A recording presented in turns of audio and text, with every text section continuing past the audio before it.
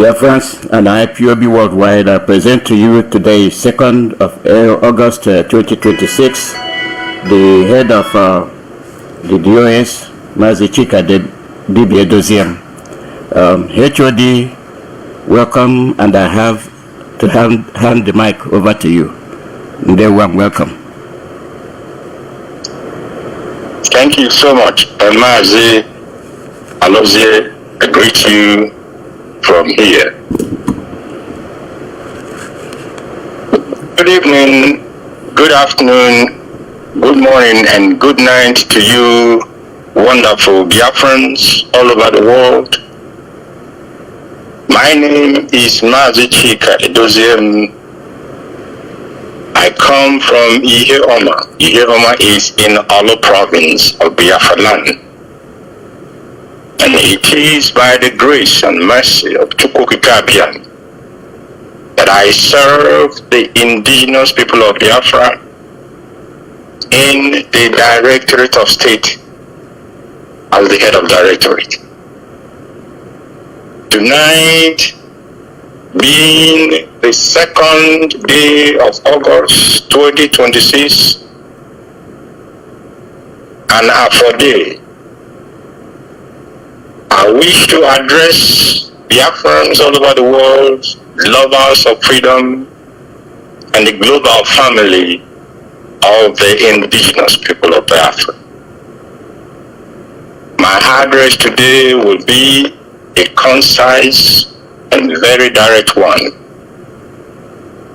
It deals, as the flyer announcing this very broadcast stated, it is for us to unveil certain steps that we have taken and that we will continue to take as we position this very movement to become a real structured and institutionalized organization fighting for the liberation, for the freedom, and for the self-determination of the indigenous people of Biafra. The Directorate of State of the indigenous people of Biafra, in a leadership meeting held on the 30th of May 2026, after our solemn remembrance of the sacrifices of our heroes and heroines past, having received assertions on the deliberation of its structural representative organs and members, the HDOS passed and approved on this very day, the 30th of May 2026, the following actions. 1. It immediately abrogated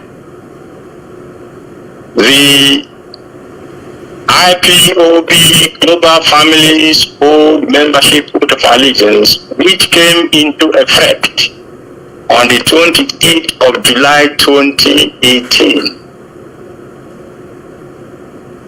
Second, immediate abrogation of the indigenous people of Biafra Global Families Code of Conduct, which was introduced and came into effect on the 11th of June 2020.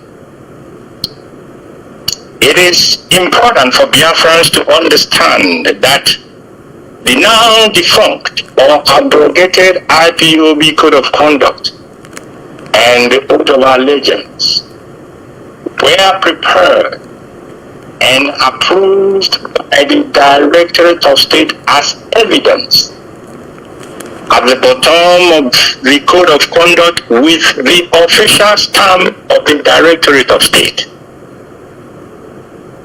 It is this same HDOS that has therefore during its deliberation on May 30th, 2026 abrogated the two instruments because they, as previously formulated, have absolutely no place in the institutionalization process going on within the global IPOB movement. Second, furthermore, and flowing from the same meeting of May 30th, 2026, and deriving its inherent authority as the apex leadership structure of the indigenous people of Biafra, the Directorate of State of the Indigenous People of Biafra passed and approved a new institutional membership code of allegiance. The DOS passed a new Biafran pledge, and the DOS passed a new constitution for the global family of the indigenous people of Biafra. All done in line and in harmony with our institutionalization process, with provisions made in accordance with symbolic policies, rules of law and order of the First Republic of Biafra, pertinent customary and international norms that relate to the global governance of the indigenous people of Biafra, and in tune with the DOS steering rules towards the restoration of the sovereignty of the Republic of Biafra. There are key provisions both contained in the new code and also in the new constitution. And I'm going to briefly spell out the key provisions of the new oath of office or the new oath of allegiance, as the case may be. Among the key major provisions is one, allegiance to IPOB, the Biafran people, the indigenous people of Biafra, as led by the Directorate of State. Our allegiance is to our people. Second, allegiance to the new constitutional order that will form the basis of the institutionalization process that we are undertaking at this very moment. Third, commitment to and defense of the core fundamental principles of IPOB as a freedom movement. And four, upholding truth and our moral code in our actions, all our actions as members of the global IPOB family, irrespective of position or office occupied. These are some of the key provisions contained in the new oath. Second, key provisions in the new IPOB constitution, and this new constitution automatically replaces the now abrogated code of conduct, and the key provisions are as follows. The indigenous people of Biafra global family governance shall be in accordance with its constitution. The constitution shall provide for two key leadership structures, which are one, the Directorate of State of the Indigenous People of Biafra, the DOS, and two, the IPOB Assembly of the Indigenous People of Biafra, what you may call our council or our parliament, if anybody wants to use it, use that word to replace or to understand what we mean by Igwebike Assembly. These two organs are forming the core provisions and core key leadership structures that are contained in our new constitution. And then therefore, when the Igwebike Assembly is fully constituted, the Directorate of State shall continue to pilot the affairs of IPOB, strictly focusing on peaceful restoration of the Biafran independence and sovereignty of the First Republic of Biafra. The Directorate of State of the indigenous people of Biafra shall be composed of 3 functional organs, which are 1. The office of the head of directorate. 2. The office of the deputy head of directorate. 3. The secretariat of the directorate, headed by a secretary general, to run the secretariat of the indigenous people of Biafra. The Directorate of State shall be an organ of control, as will be granted to it by the Constitution.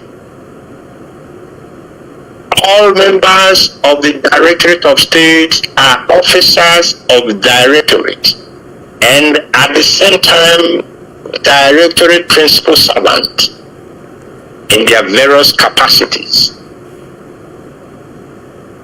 The Directorate of State shall be headed by a principal officer, the head of Directorate, with the deputy head of Directorate. The apex leadership structure, which is the Directorate of State as an organ, as a body, will supervise the management of IPOB structures, from the continental representation, regional representation, national coordination, state coordination, local government coordination, zonal coordination, and of course, unit coordination. The Directorate, as well as an organ, shall manage the Foreign Affairs and Diplomacy Department, Legal Department, Finance Department, Welfare Department, Media and Communication Department, Security and Intelligence Department, Mobilization Department, Research and Development Department, Education Department, Agriculture Department, the Department of Culture, etc. Through the instrumentality of its respective department heads as enumerated in the Constitution, which is now the ground norm, the guiding document of all our activities as a freedom movement. 4. The Secretariat or the Office of the Secretary General shall be an administrative organ concerned with the appropriation of policies, expertise, and technical issues. The Secretariat shall be headed by a principal officer who shall also be an officer of the Directorate of State. Number 5, or rather number 6, every leadership at all levels of IPOB's institutional structure shall be based on rules of law and order and in accordance with constitutional provisions. Exceptionally, and most importantly, the principle of command and control shall be applied. The principle of command and control shall be applied. The ultimate exercise of authority regarding the principle of command and control shall be in line with IPOB's organizational leadership structure, flowing from the Directorate of State down to the subordinate leadership structures. 7. IPOB shall in any circumstances uphold the fundamental human rights, protect and maintain our cultural values and our national ethos as indigenous people of Biafra. Fundamental rights of due processes to every person shall be guaranteed and protected. Number 3, these are the third subheading, but all these will be made clearer when a memorandum of these broadcasts or a hard copy of the broadcast will be made public, because we are going to do that. Now, number 3. IPOB worldwide annual financial statement and budget,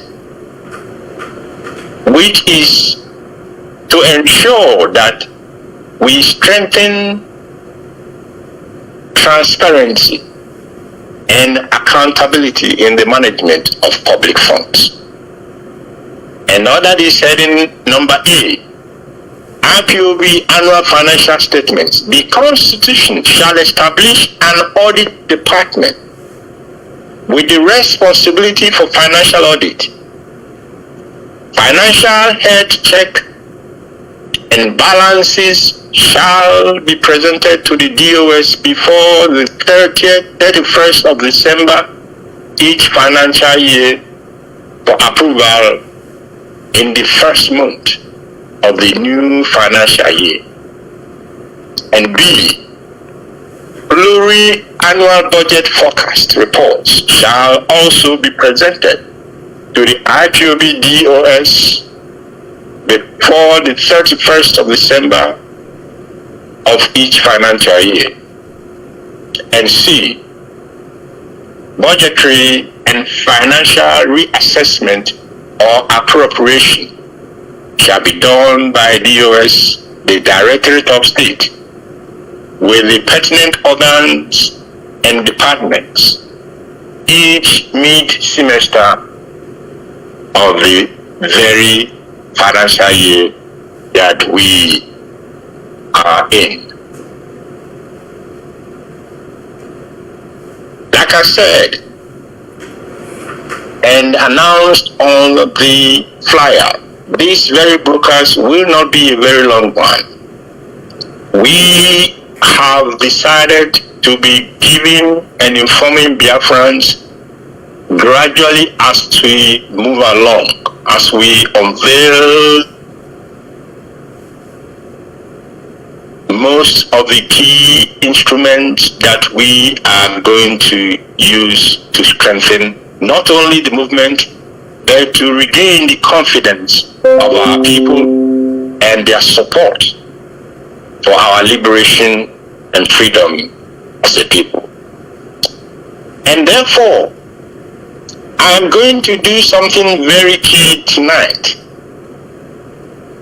Two things as a matter of fact. The first is that as Biafrans are listening to me wherever they are at this very hour, I, Mazi Chika Edoziem, will on air take the lead by taking the oath of allegiance of the Biafran freedom movement. And after that, I will also do the pledge, take the pledge, and then I will administer the same oath to officers that are listening to me tonight. The oath of allegiance. This new oath replaces the former IPOB oath. By taking this oath, I, Mazi Chika Edoziem, hereby nullify the former IPOB oath of allegiance which I took in the past. As I'm doing this, as I'm reading now the oath, my 2 feet are on the floor.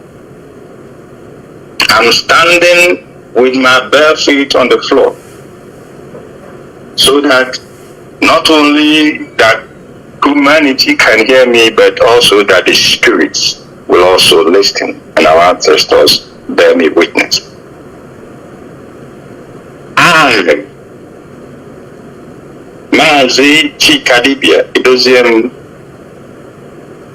hereby, solemnly, sincerely, and voluntarily swear and declare my allegiance to the indigenous people of Biafra, led by the Directorate of State of the indigenous people of Biafra. I swear to uphold and defend the objectives and the constitutional order of the indigenous people of Biafra.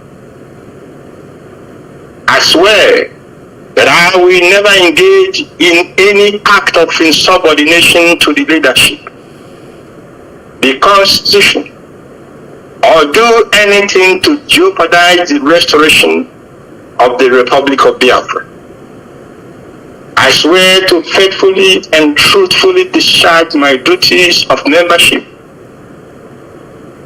and to comply with all lawful directives from the Directorate of State.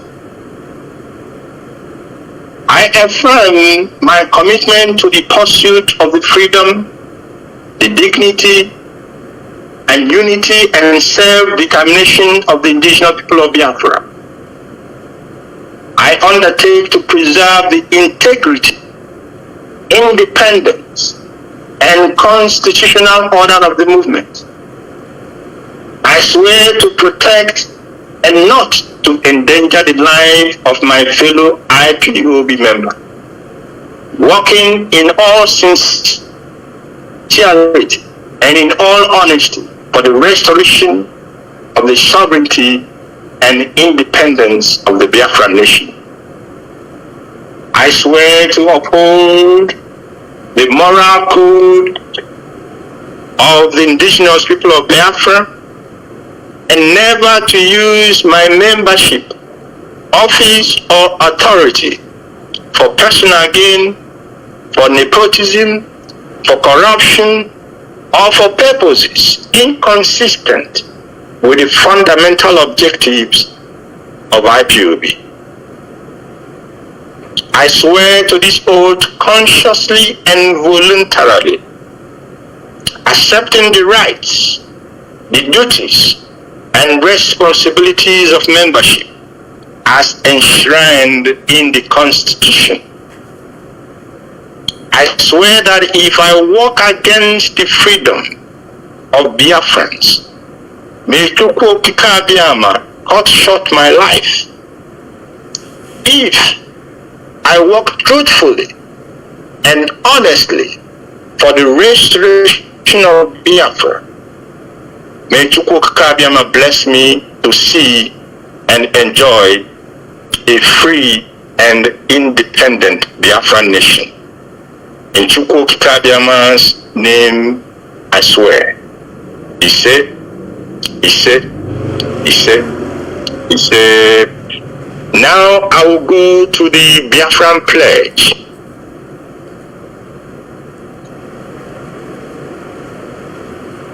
Still standing and my feet on the floor, I pledge my allegiance to the indigenous people of Biafra and its institutions led by the Directorate of State, to adhere to the call for the freedom of the motherland, to uphold its patriotic values in truth and honesty, to treasure and defend her sovereignty and dignity from oppression and from enemies, foreign and domestic, to never forget her fallen heroes and heroines who died in defense and love of the motherland. I pledge to uphold the rule of law, protect its constitutional order, preserve its heritage and culture for the liberty, equality, and justice of her offsprings. So help me Chukwu Biafra. He said,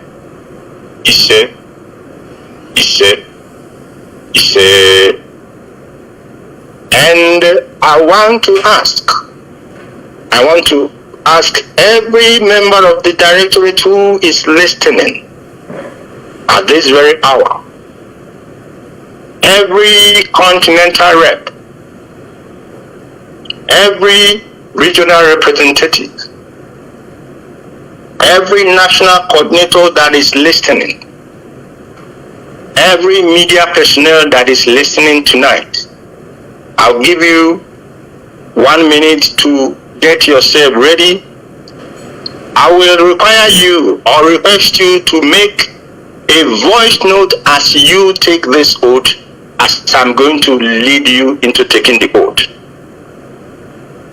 A voice note or a video recording, either of the two, will be well in order. 1 minute, get ready, your 2 feet, bare feet on the floor, and I will lead you or administer the oath to you so that you now will be in a position to administer the oath to those under your jurisdiction. The continental reps will go ahead and administer the oath to their national coordinators in a video meeting, video conference meeting through any of those video conference apps that they use. And then the national coordinators will do the same to those under their jurisdiction until we get to the unit. Then the unit officers will of course administer the oath to their each and every member in their unit. Now we will begin. I'm sure all of you are ready for this.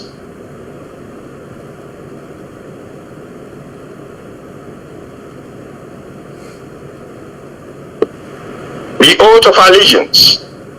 This new oath replaces the former oath of IPOB. By taking this oath, you mention your name please, hereby nullify the former oath of allegiance which I took in the past.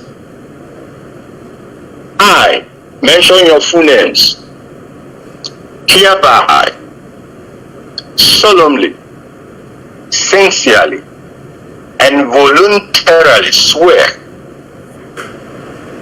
and declare my allegiance to the indigenous people of Biafra, led by the Directorate of State of the indigenous people of Biafra. I swear to uphold and defend the objectives and the constitutional order of the indigenous people of Biafra. I swear that I will never engage in any act of insubordination to the leadership, the Constitution, or do anything to jeopardize the restoration of the Republic of Biafra. I swear to faithfully and truthfully discharge my duties of membership and to comply with all lawful directives from the Directorate of State. I affirm my commitment to the pursuit of the freedom, dignity, unity, and self-determination of the indigenous people of Biafra. I undertake to preserve the integrity, independence, and constitutional order of the movement. I swear to protect and not to endanger the life of my fellow IPOB member, working in all sincerity and honesty for the restoration of the sovereignty and independence of the Biafran nation. I swear to uphold the moral code of the indigenous people of Biafra and never to use my membership, my office, or authority for personal gain, nepotism, corruption, or for purposes that are inconsistent with the fundamental objectives of IPOB. I swear to this oath consciously and voluntarily, accepting the rights, the duties, and responsibilities of membership as enshrined in the Constitution. I swear that if I walk against the freedom of Biafrans, may Chukwu Abiyama cut short my life. If I walk truthfully and honestly for the restoration of Biafra, may Chukwu Abiyama bless me to see and enjoy a free and independent Biafran nation. In Chukwu Abiyama's name I swear. He said,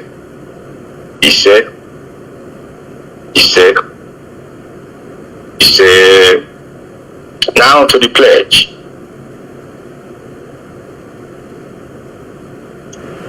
I pledge my allegiance to the indigenous people of Biafra and its institutions led by the Directorate of State,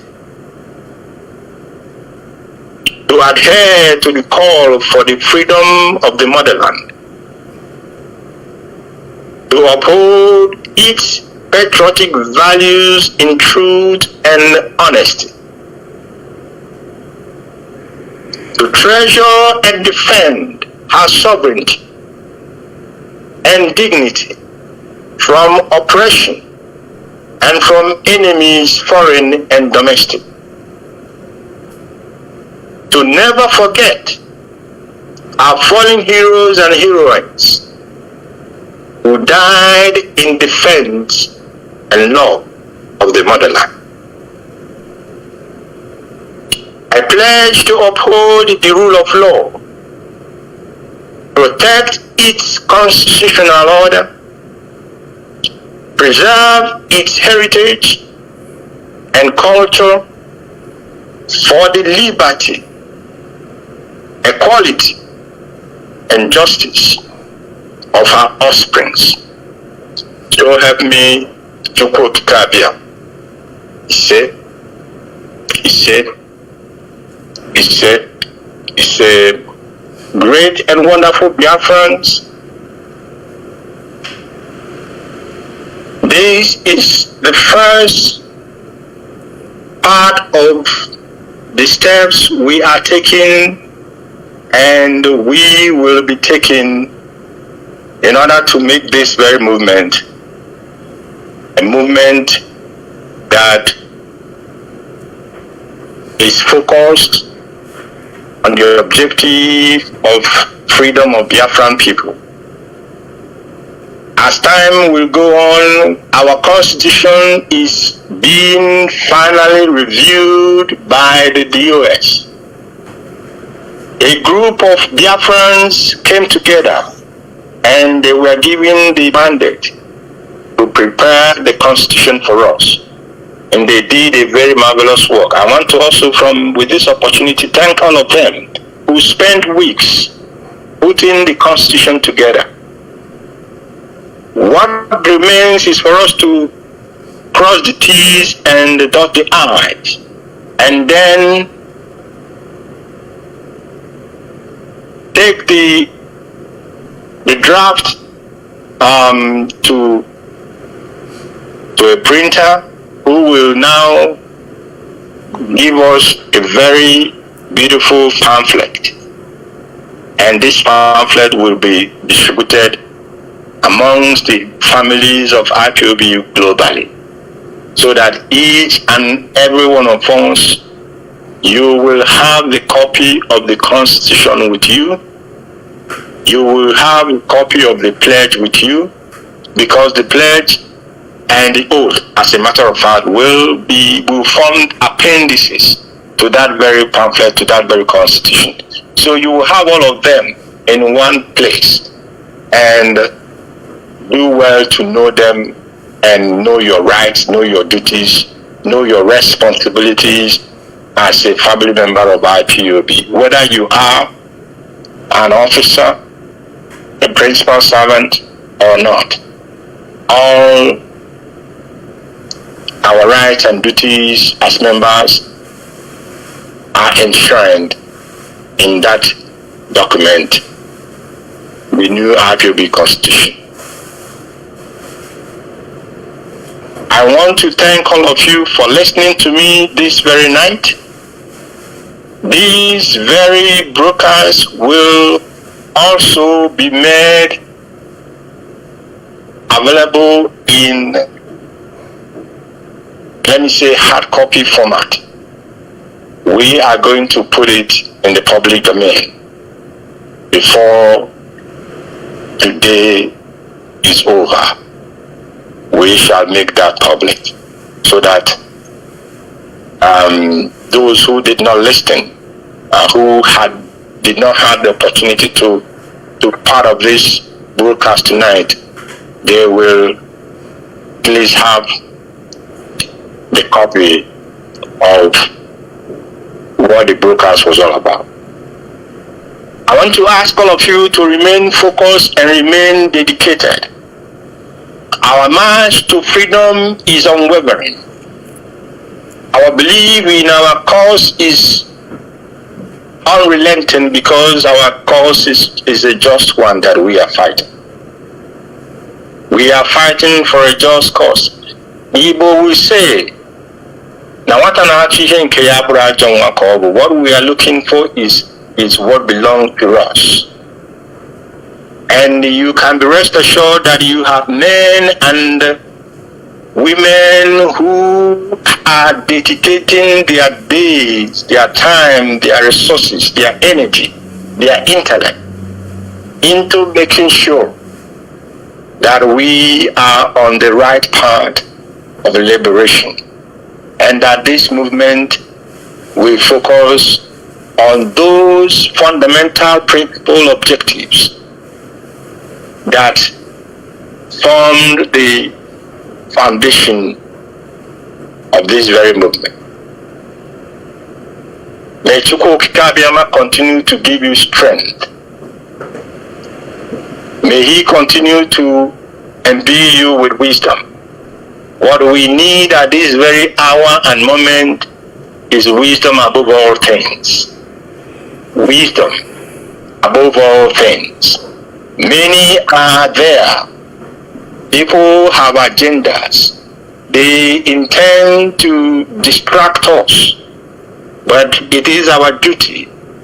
It is incumbent upon all of us not to allow ourselves to be distracted. Focus, let your eyes be on the ball. Focus on the objective. And together we shall be victorious. From me, from here, I want to say to you good night and remain blessed. Thank you. Ndewo HOD, thank you very much for this landmark revelation, and we'll make sure they are carried out. And Biafrans are happy. Mazi. Yes, we are happy to see this new development. I don't want to ask you any questions because the BTV will be narrating this and then review what you just said for all of us to understand. Thank you very much. And Chukwu Kabiyama Duwagi Ndewo. Thank you.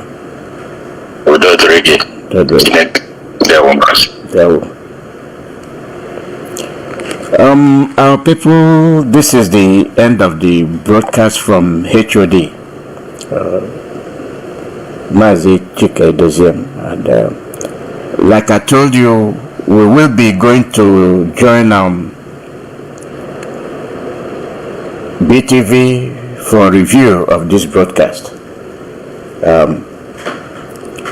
All those that have access to the BTV will join Patrick Ikem to review on a round table conference this broadcast. It is what we've been expecting. We fight for Biafrans, and we'll make sure that whatever we do is for our own benefit, our own survival. Nothing more, nothing less. When people cannot fight for their survival, they will remain slaves in perpetuity. They will remain slaves forever. And you cannot be a slave throughout your life. Patrick Ikem, let me ensure that you are ready. I will ensure that you're ready before we leave.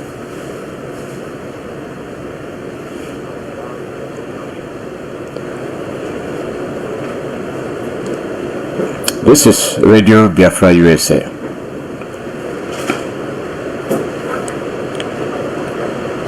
My own oath will be taken and made public, because I couldn't do it when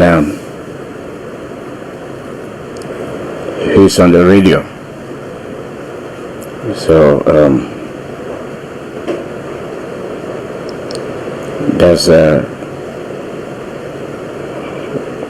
what's entailed in it. Let me make sure Mazi Kem is ready. Then we continue.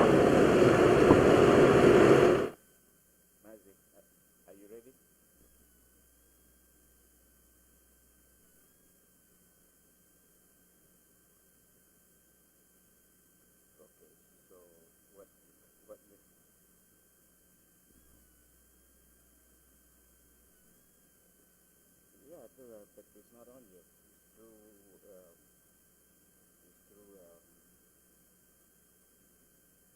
I have the link, but once I just don't want to break the communication, so.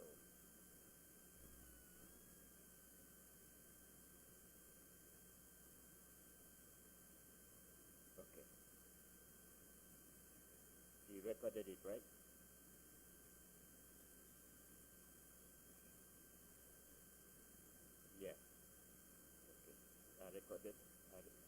I recorded half of it.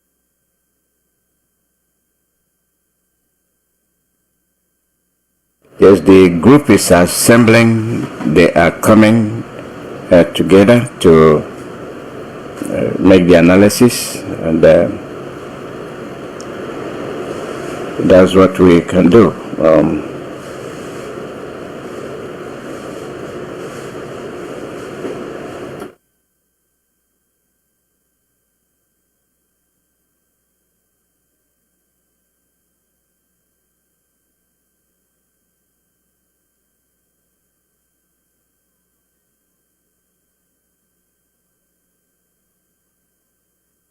Yeah, he's finished. He's done.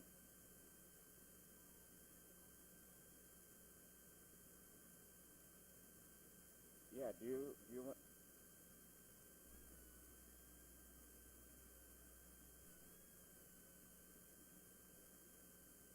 Okay.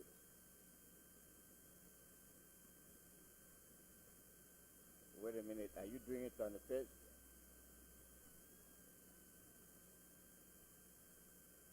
No, because I was. No, no, no.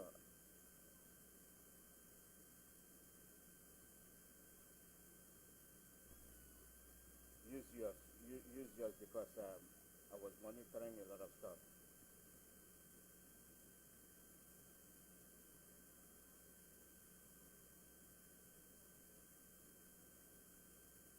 Yeah.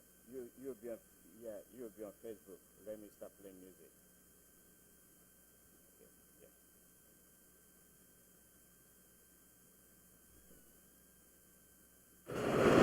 Yeah. This is Radio Biafra USA. We are getting ready to join BTV. It's it's very uplifting to know that we are headed somewhere.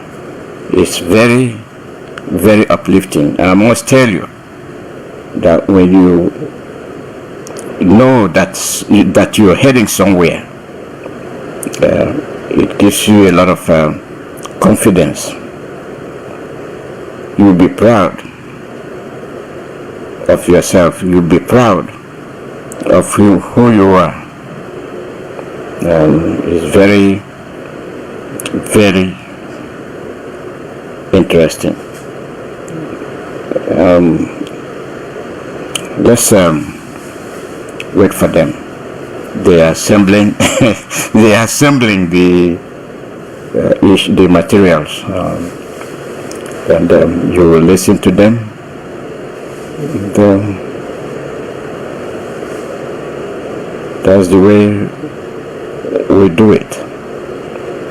Biafra, Tomiaka, Biafra, rise. We are rising. Some of the versions, the oath taking, yes, I'm going to take mine, then I forward it. And to make sure people know, I can also play it publicly.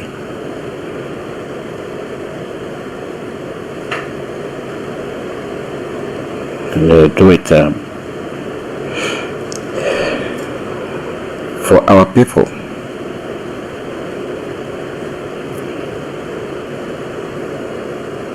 History has been made.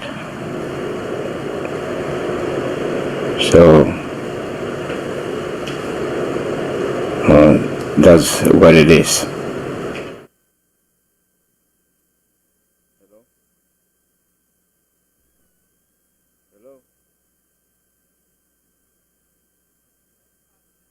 There we go.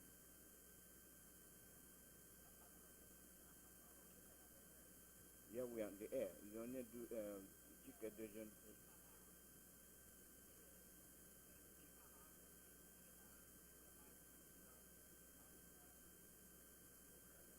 Yeah, yeah. Go ahead, talk to him because Indiana do my analysis of the broadcast. I make sure you come on.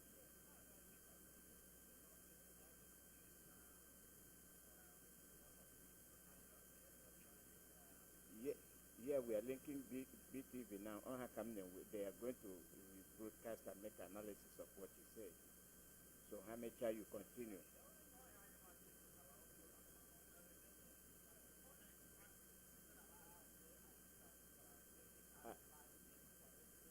That's fine. They can wait. They can wait. Come on, how long this analysis will take? You know, then you are coming.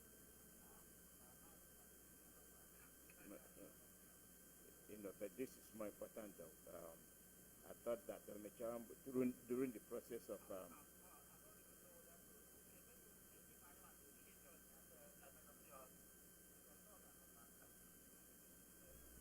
yeah, Chopper guy una journey, it's fine with me. You know. Boya, so that I'll be playing music and not leave the air empty.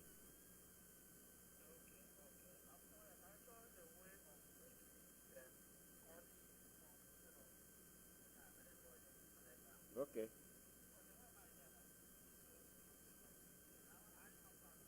He, he told me that yesterday. No, he told me that yesterday. Yeah. He,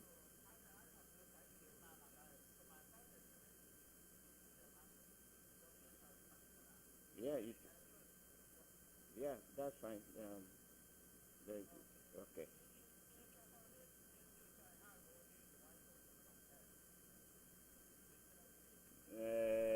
Not really. Peter did. No. I won't get into something that will disrupt this. I will talk to Peters when this program is on. Kunume, yeah, with us around, you know. So, yeah, yeah. Okay. They will,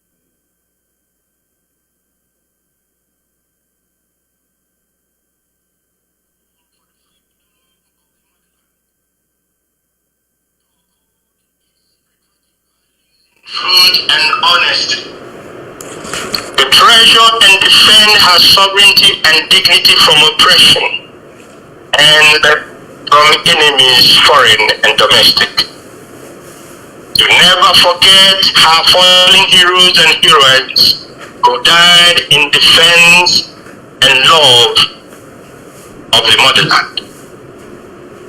I pledge to uphold the rule of law, protect its constitutional order, preserve its heritage and culture for the liberty, equality, and justice of her offsprings. So help me to Chika Biafra.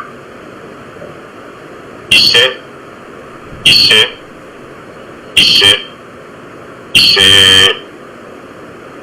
and I want to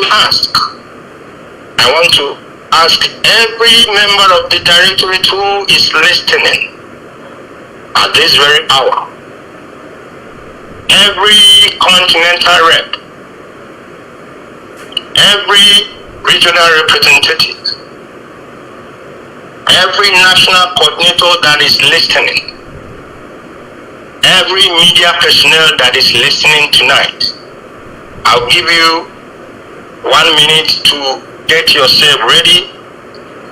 I will require you or request you to make a voice note as you take this oath, as I'm going to lead you into taking the oath.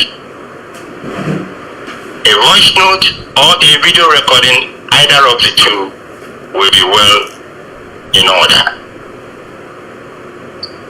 1 minute, get ready, your 2 feet, bare feet on the floor, and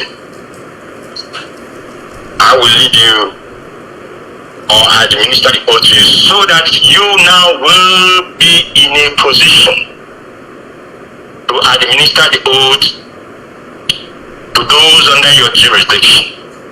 The continental reps will go ahead and administer the oath to their national coordinators in a video meeting, video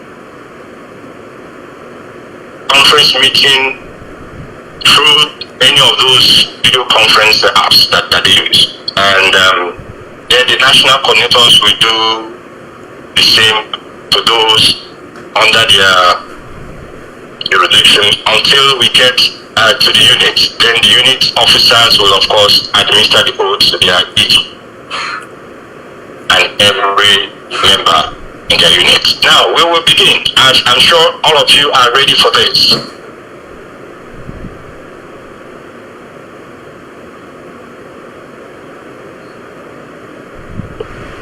The oath of allegiance. This new oath replaces the former oath of IPOB. By taking this oath, you mention your name, please. Hereby nullify the former oath of allegiance which I took in the past. I mention your full names. Hereby solemnly, sincerely, and voluntarily swear and declare my allegiance to the indigenous people of Biafra, led by the Directorate of State of the indigenous people of Biafra. I swear to uphold and defend the objectives and the constitutional order of the indigenous people of Biafra. I swear that I will never engage in any act of insubordination to the leadership, the Constitution, or do anything to jeopardize the restoration of the Republic of Biafra. I swear to faithfully and truthfully discharge my duties of membership and to comply with all lawful directives from the Directorate of State. I affirm my commitment to the pursuit of the freedom, dignity, unity, and self-determination of the indigenous people of Biafra. I undertake to preserve the integrity, independence, and constitutional order of the movement. I swear to protect and not to endanger the life of my fellow IPOB member, working in all sincerity and honesty for the restoration of the sovereignty and independence of the Biafran nation. I swear to uphold the moral code of the indigenous people of Biafra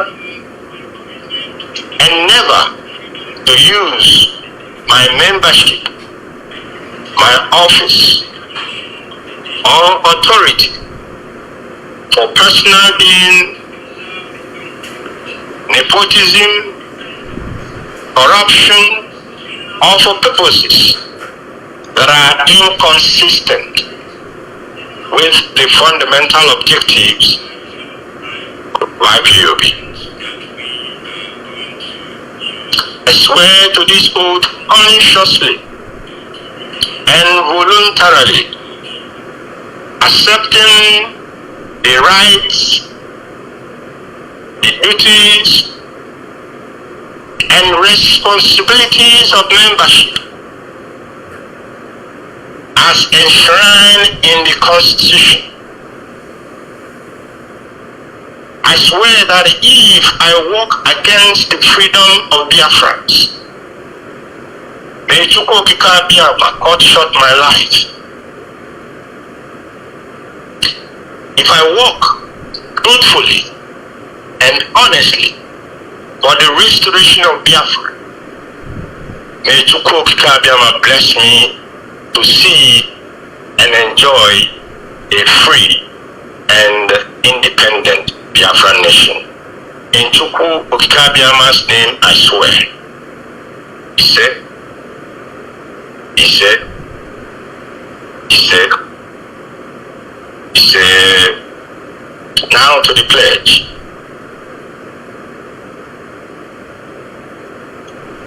I pledge my allegiance to the indigenous people of Biafra and its institutions led by the Directorate of State, to adhere to the call for the freedom of the motherland, to uphold its patriotic values in truth and honesty, to treasure and defend her sovereignty and dignity from oppression and from enemies, foreign and domestic,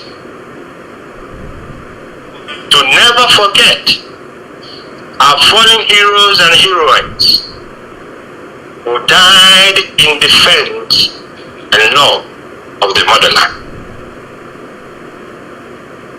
I pledge to uphold the rule of law, protect its constitutional order, preserve its heritage and culture for the liberty, equality, and justice of our offsprings.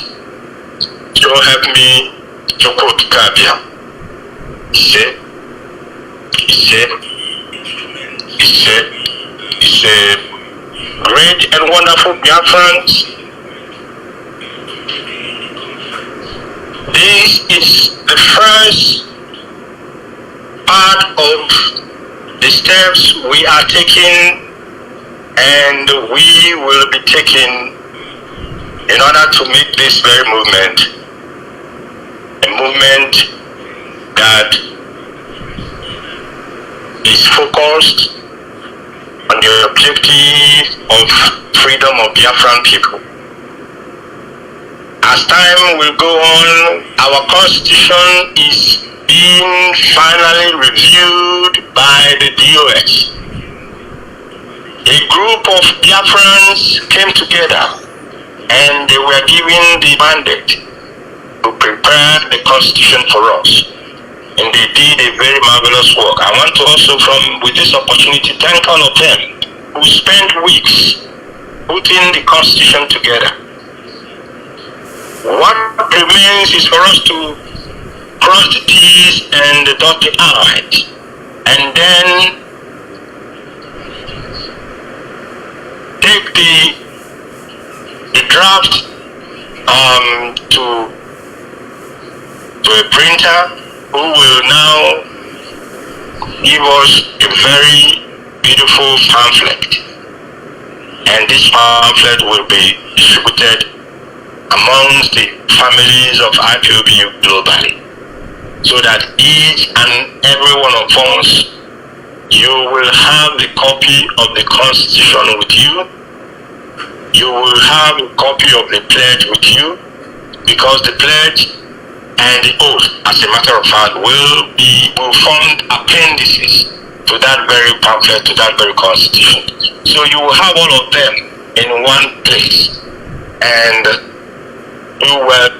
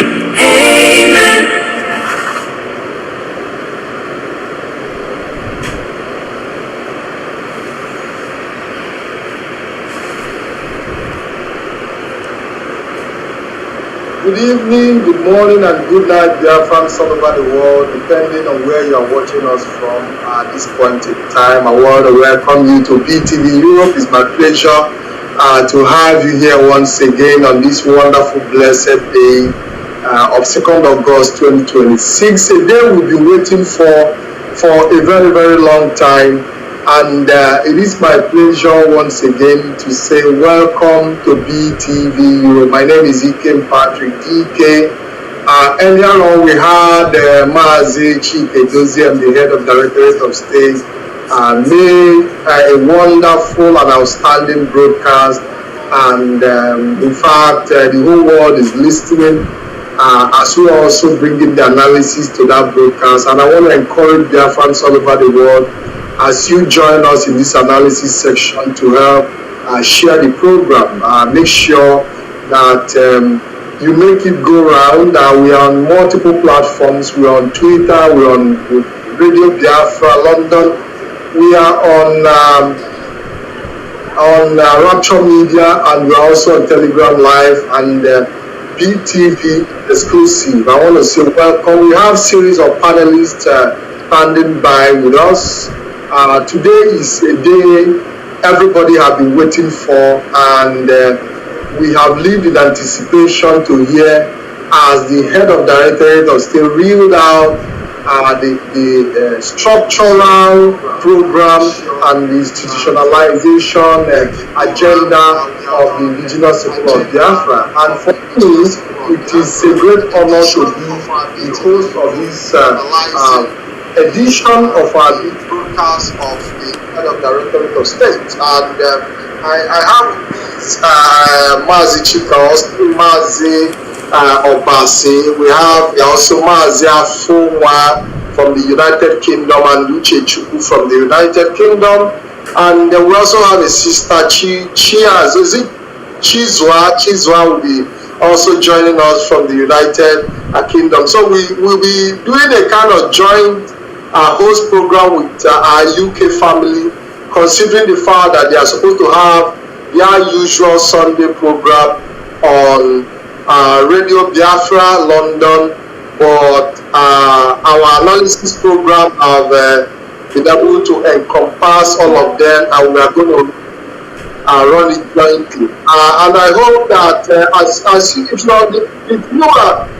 if you are on the background, please mute. If you are not speaking, mute. I want to see response from Biafrans all over the world. We also have Mazi Chief Chuku, who is also joining, and I wish him to also mute. We will be analyzing the broadcast of the head of Directorate of State, Mazi Chika, Edoziem, a broadcast we've anticipated on for a very, very long time.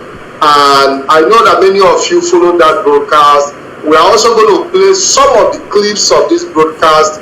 Unfortunately, they are not as clear and audible as it's supposed to be for me, but I'm going to try to see. We're going to take them bit by bit and bring the analysis to you. And our duty is to make sure that we bring them down to your own understanding. We have lineup of panelists, we have lineup of analysts, and today's program is going to be interesting.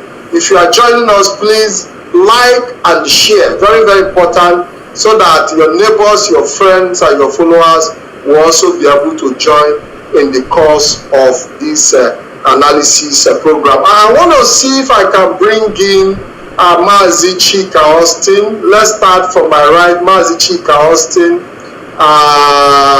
If Mazi Chika Austin can come in to introduce himself. He's out. Can I allow Obasi to come in, please? Mazi Obasi, can you please come in and introduce yourself? When you introduce yourself, you step out, then let's take it one after the other. Let's run the introduction concurrently, then before the program starts. Mazi Obasi, are you there?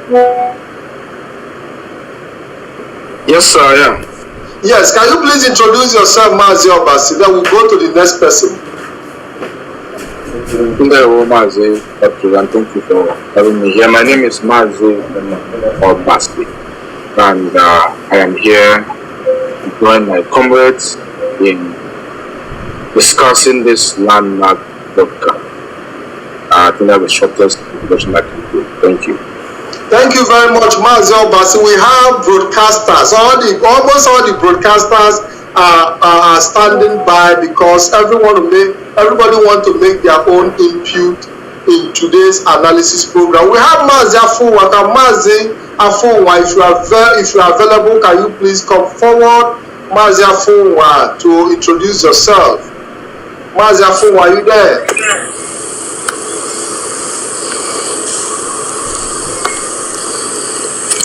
Yes, thank you very much,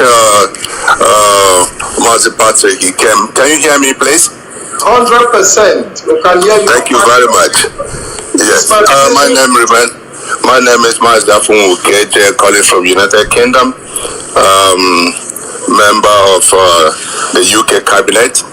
I'm delighted to be here today to share with the landmark broadcast we had from our HOD. And I urge all Biafrans to stay tuned. Thank you very much. Thank you very much. It's my pleasure to have you on BTV Europe. Can we have a Chizwa, please? Chizwa, can you come forward for introduction? Unmute yourself. Come forward, unmute yourself, and make your introduction, please.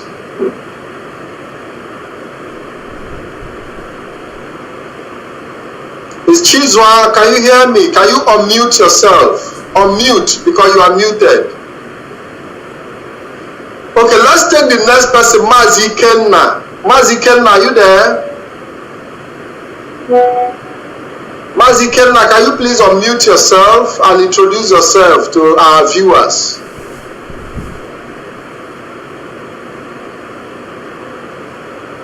Okay, if Mazi Kenna is not ready, let's take Uche. Uche, can you please unmute yourself and introduce yourself? All hail Biafra. Yeah, I'm still remain Mazi Uche Chukwu, by the special grace of Chika I heard from Okigwe province, and also I'm here in the United Kingdom, serving as one of the key officers here in the United Kingdom. All hail Biafra. Mazi Uche, you're welcome to BTV. Can we please check Chief?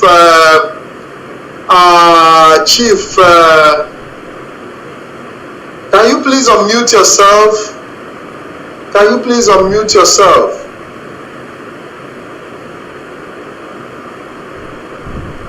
Mazi Chukwu, can you please unmute yourself? Okay, we take Mazi Austin Chika. Austin Chika, you're back. You're welcome back.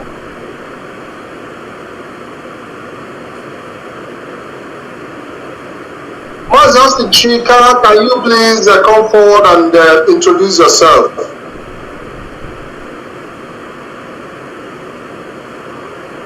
I think Mazi Chika Austin is having some technical issues there. I don't know what the situation is. Mazi Austin Chika, are you there? Mazi Austin, can you hear me? Okay. Now I would be taking a short. I'll be taking a short clip. I'll be taking a short clip of the broadcast of the head of Directorate of State, Mazi Chika Edoziem. Let's see. Take short clips.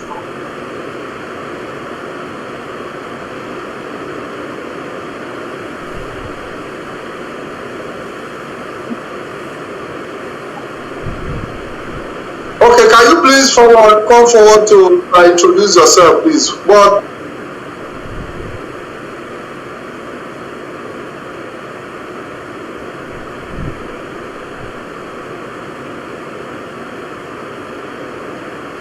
I think Mazi Chukwu, you are a bit backward. I don't know what. Are you really listening from another device? Are you listening from?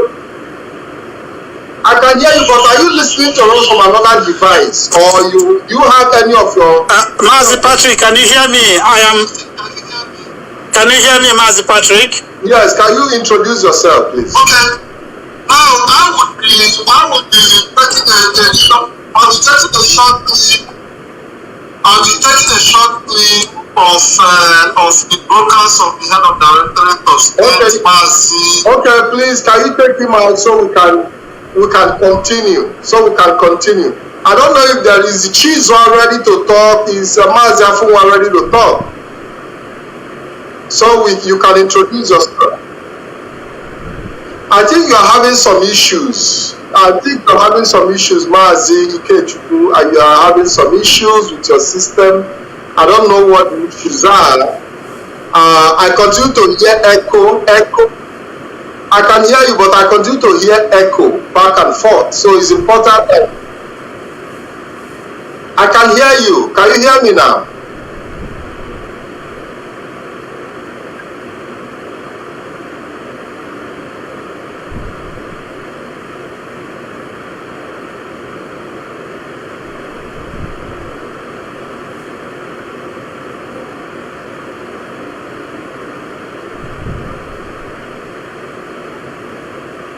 So, technical director, can you please drop Mazi Ikechukwu, because he's not, maybe he has to go out and come back again, because our time is running out.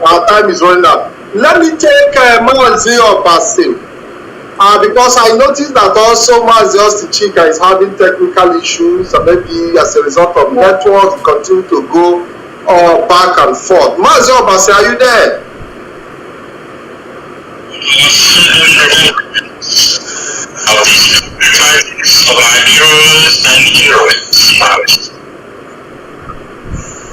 Okay.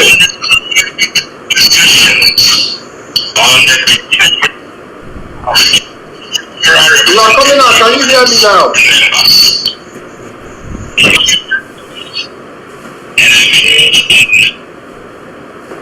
Okay, Mazi Nanjoku, you're welcome to be in Europe. Can you please introduce Mazi Nanjoku? Can you please introduce yourself?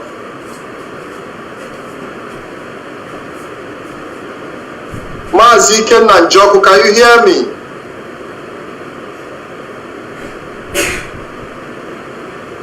Okay, but I can hear you. I can hear you, Mazi Nanjoku. I can hear you 100%. Yeah, you have to leave and rejoin. Mazi Obasi, are you there? Can you please bring Mazi Obasi forward? Mazi Obasi, you're welcome to the program. You listen to the head of Directorate of State, Mazi Chika, Edoziem, and the broadcast that he made. Series of points were raised and read out.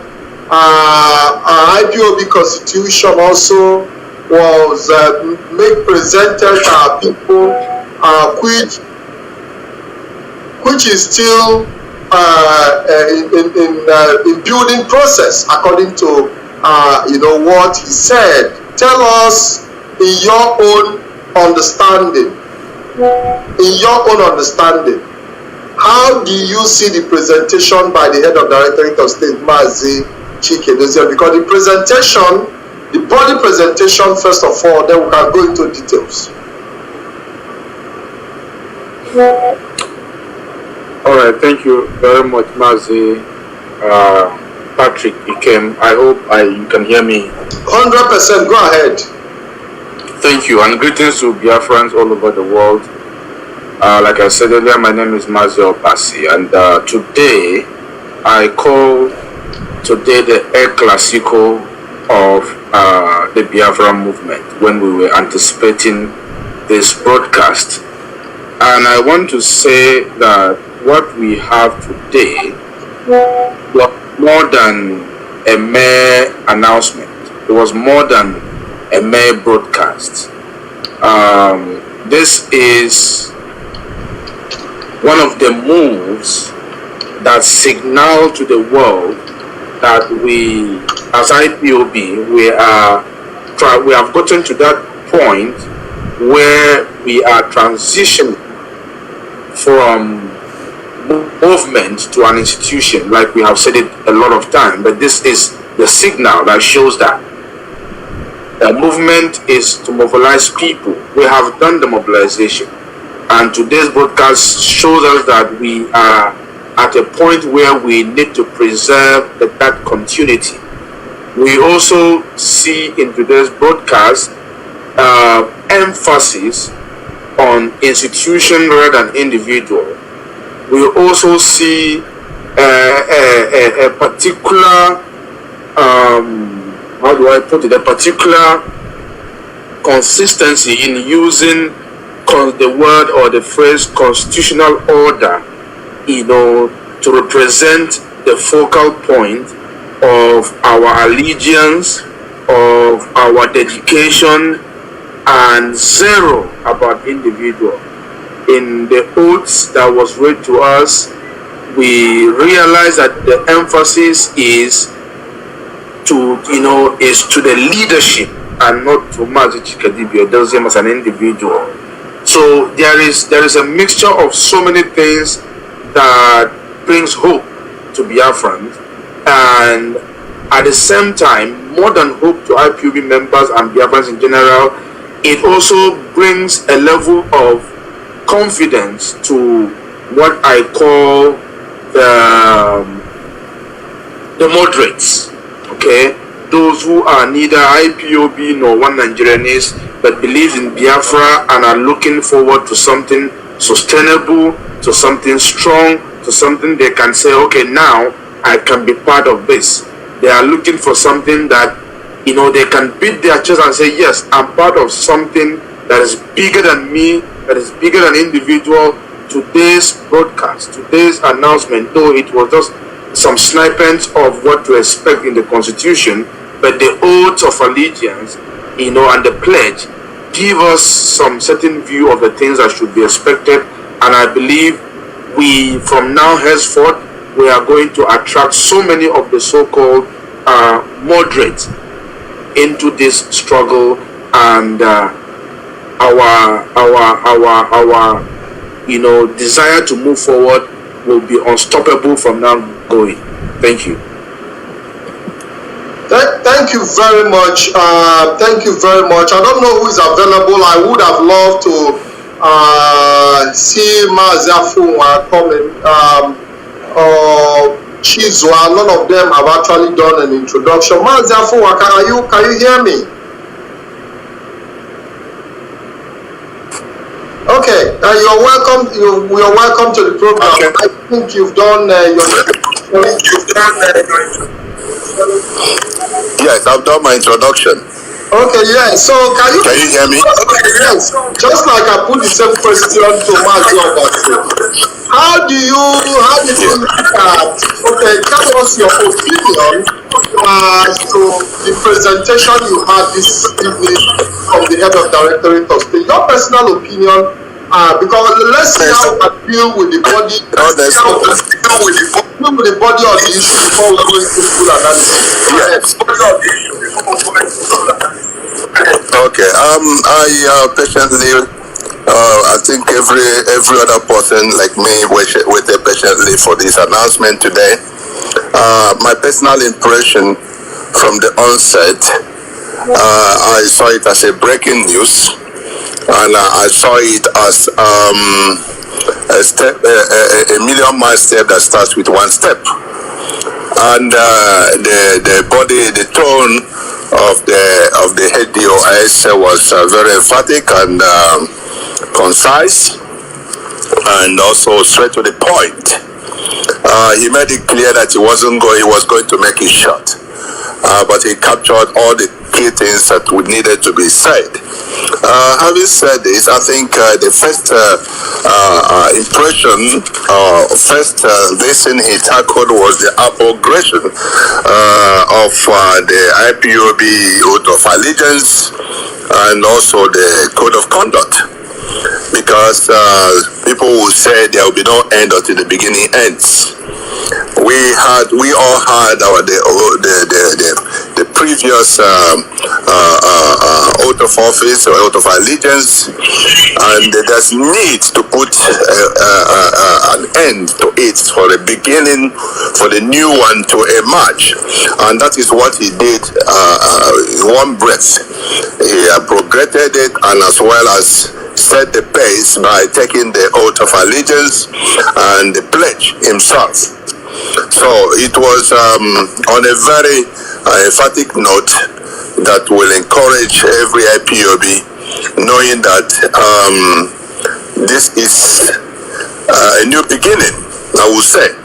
So it is actually, I saw it as because he tackled mainly the oath and the allegiance and the pledge, I mean, as a beginning. So they got to form part of the Constitution, but it is we understood it's a work in progress. But the most important was to set the tone that everyone has to follow the pace, from himself to all the hierarchy of IPOB leadership, renewing and taking a new oath of allegiance, and that's a very good one.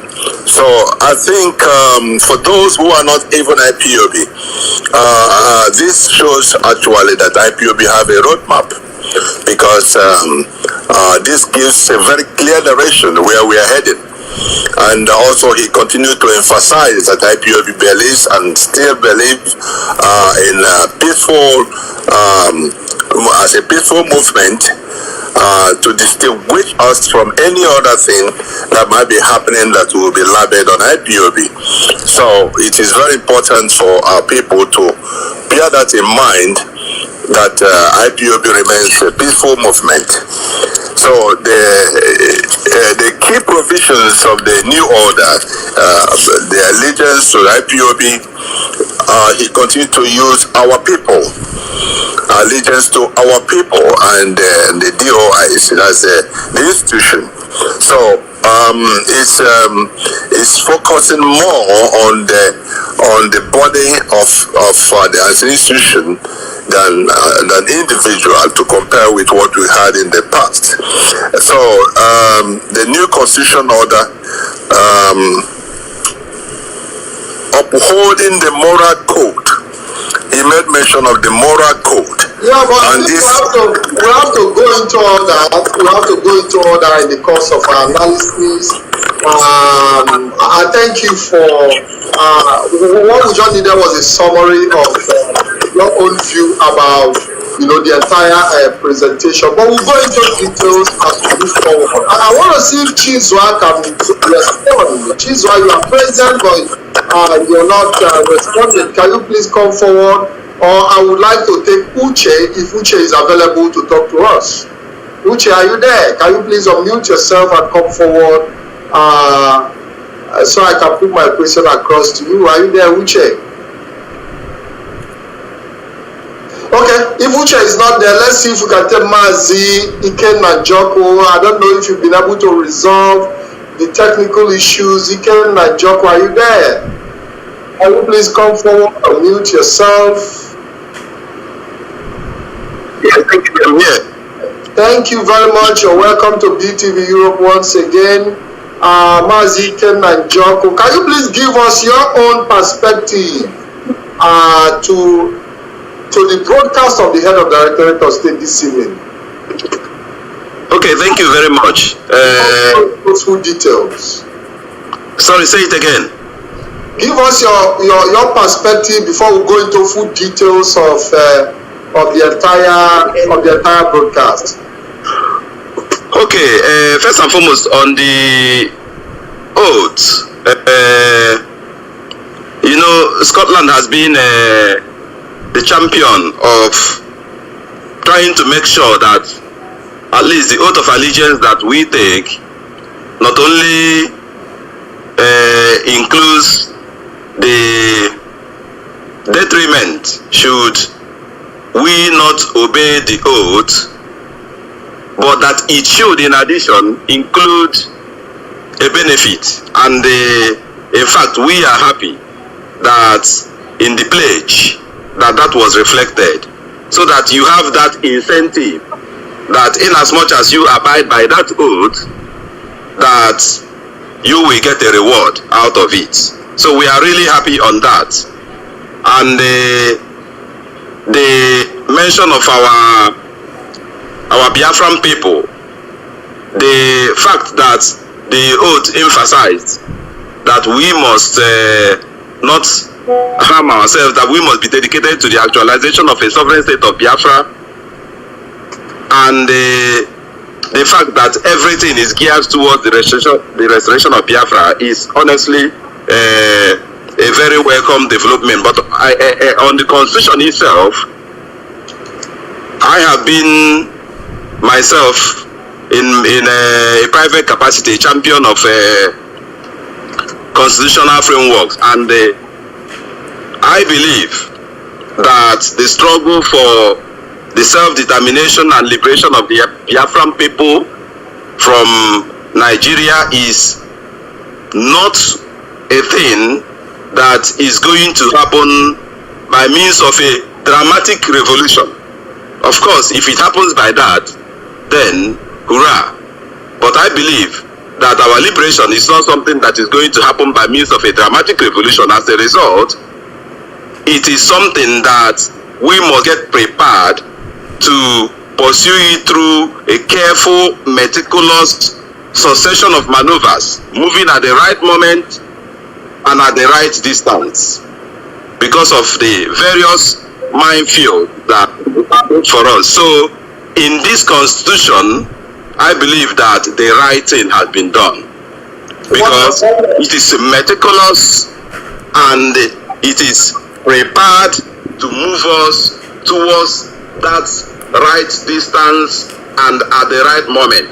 So I think I should stop from here before we go into further details. Thank you very much, Mazi Najopo. Mazi Austin, are you there? Can you please come forward? Because we also want to hear your perspective on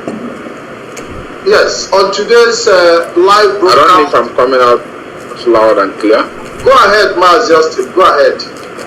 Can you please tell us your perspective? Austin is disconnecting. I don't know what the issues are, but I hope that he rejoins. Mazi Austin Chika. If you are not available at the moment, I would like to see who is Mazi Azubuike. Who is Mazi Azubuike? Mazi Azubuike, can you hear me? You are just coming in. I want to see if I can get your introduction and hear your perspective as we move forward. Mazi Azubuike, are you there? Okay, I will coming back to Mazi Obasi again. Mazi Obasi, can you please unmute? And there are questions I would like to ask you, because in today's broadcast I listened attentively, and I heard the head of the Directorate of State mention two basic organs. The Directorate of State as an organ of governance, and also I heard the Igwe Assembly, which is another organ, and the Igwe Assembly, as we know, is the People's Assembly. Mazi Obasi, can you please come forward, because I would like us to go into details, as you know, to be able to give our people a clearer perspective of the power of the People's Assembly and the role they have to play collectively in the course of this journey. Mazi Obasi, are you there? Can you hear me? I can hear you, Mazi. Yes. So can you please, do you have an idea of understanding, if there is any you would like to share with us, as regards to the role of the People's Assembly in the course of this journey for Biafra restoration, as real down, as an organ? Because we already know that the Directorate of State, people are conversant with the Directorate of State, they can define it, they understand it, but another organ of governance have also been established, which is the People's Assembly. Do you have an idea of the definition, or how do you explain it in your own understanding to our people, and we're going to take that question to each and every one of our panelists here. Thank you very much, Mazi, Patrick. If my memory serves me right, before Jim Chukwuemeka decided on the May of 30th, 1967 to declare Biafra, he didn't do it alone. He assembled leaders of thought.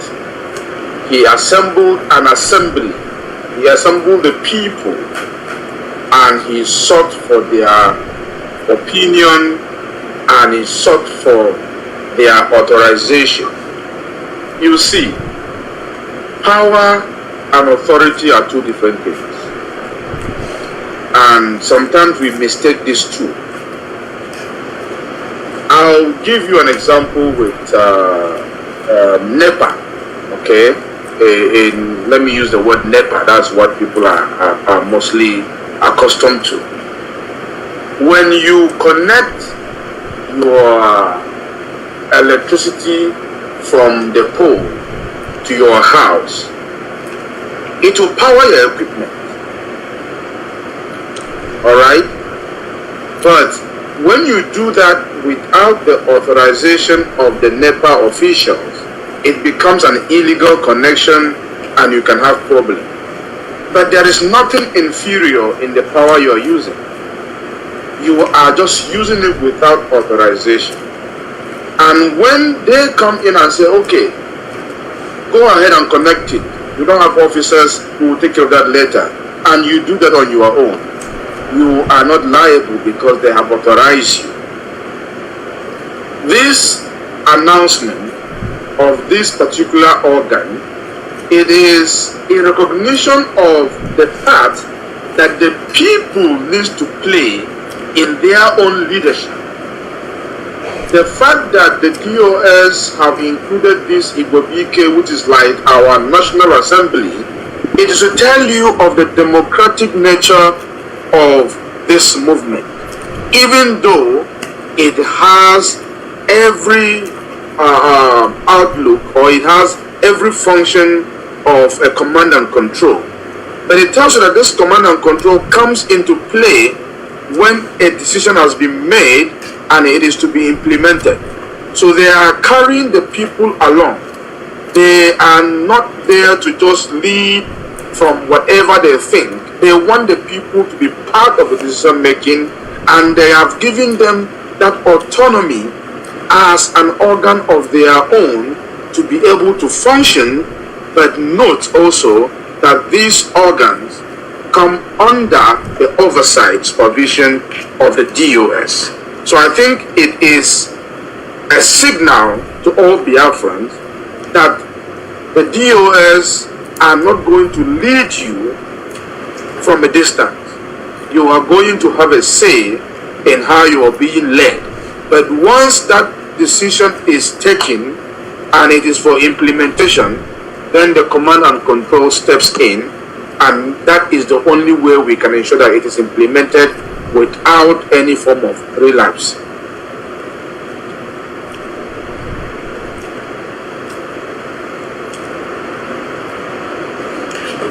Mazi, I cannot hear you. Okay, I think I don't know what the issues are. I don't know if it's from my end. But can you hear me now? Yes, sir, I can hear you. Okay, so is there something you still want to add? Because I want to move to the next panelist in line. I want to say something outside of the question that you asked me. Okay, as brief as you can. Yes, very, very brief. I want to recognize the symbolic nature of not just this announcement, but when it is happening. Thankfully, lots of us are religious.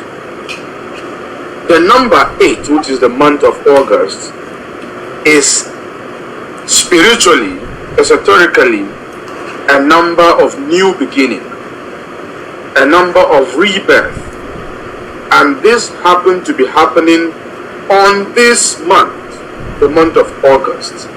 And on the second day, the number for witnesses. I think it is spiritually significant that it is happening now, and that shows to me that there is the divine hand in all that we are doing as far as Biafra is concerned. Ndeo Mazi. Thank you very much. Quite appreciated. Is Mazi Afunwa there?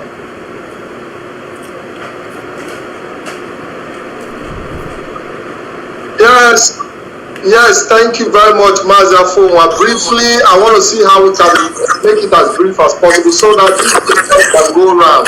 Like Mazi said, I want us to touch on this People's Assembly, the BK Assembly, as an organ of it. So we know that to a very large extent, most of the decisions of the Directorate of State have been influenced by opinions of Biafrans. Especially on the social media and and other means of communication. Haven't given an official position to the People's Assembly, like we see how the People's Assembly, social media and other means of communication have influenced in many occasions the decisions of the Directorate of State.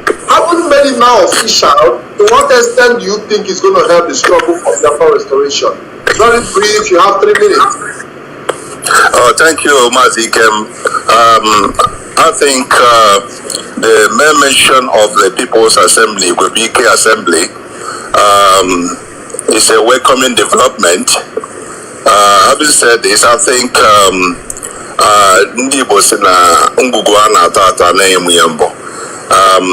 we know that this is a work in progress and a lot of things will still be unveiled. I'm curious to know the practicability of the composition of the BK Assembly. The HDOS did not go into detail because I know it will be coming later. So I may not preempt, but I know that the intention is right, and I know that with the People's Assembly, this will help to highlight all the opinions, Biafrans' opinions, instead of going wide in the public media who have a channel. But I want to believe that the composition will help us to highlight all the opinions, and it's going to be part of the Constitution already. So it will be defined how it will play out. So I will only stop at the mentioning because this is just a mentioning of it, but we've not been told the composition yet. On the DOS, we already know, and we're used to the DOS, but this is a new development. But I think it's a very big opening, and it's a good thing that is happening now, so that our people would have their own say, and will know that there's a point, just as we have in the United Kingdom, the House of Commons. We always, in the past, they had the House of Lords only, and the King or the Queen. So, but having mentioned this is a very good opening, and it's a welcoming development, I would say, without preempting how it's going to be contained in the Constitution. Thank you very much. Thank you very much. Chizwa, are you back? Are you with us, Chizwa? I would like to hear from you. If you are available to talk to us, we'll be trying to. You are here on the forum, but you are not responding. Let's move to Mazi Kenanjoko. Are you there, Mazi? Can you hear me? Mazi Kenanjoko, are you there? Can you please unmute? Yes, can you please come forward? Still on the BK Assembly, how do you think, the people, because these are the People Assembly, I also even consider what we are doing here as well as part of the People Assembly, analyzing the program and trying to break it down for it's also part of the BK Assembly. But in your own view, how do you think is going to influence the scheme of things going forward? Thank you very much. I envisage things usually from a layman perspective, but my background never excludes me from looking at it from a legal perspective. So I see this as a kind of trade-off. By trade-off, what it means, in my own opinion, is that we are calling on the people, by setting up that IPOB, we are calling on the people to surrender their sovereignty in a document, because I believe that IPOB, whatever decisions that it takes will be guided by the Constitution. So I believe that we are calling on the people to surrender their sovereignty in a document that serves as a beacon towards the path that we have chosen. And that path is towards the restoration of a sovereign state of Biafra. And the setting up of this council is a step and a march on that path that leads to more independence, more sovereignty than the last step that we took. So in it, as far as I am concerned, we must bear in mind that unity and solidarity is essential in this, and every individual has a role to play. Everyone has a duty in this march. This is not a drill, as far as I am concerned. We are taking back our land, we are taking back our territory, economically, politically, psychologically, and culturally by this council. And we are doing it methodically and systematically, bearing in mind that we have a goal and we have a purpose, and that purpose is towards our fatherland, the restoration of a sovereign state of Biafra. So this is a very, very good step that will bring in the voice of the people into the decisions that will be guided by the Directorate of State. Thank you.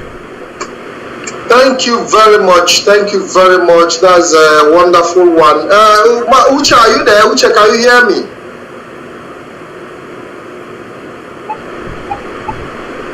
Uche, can you hear me? Uche, are you there? Can you hear me?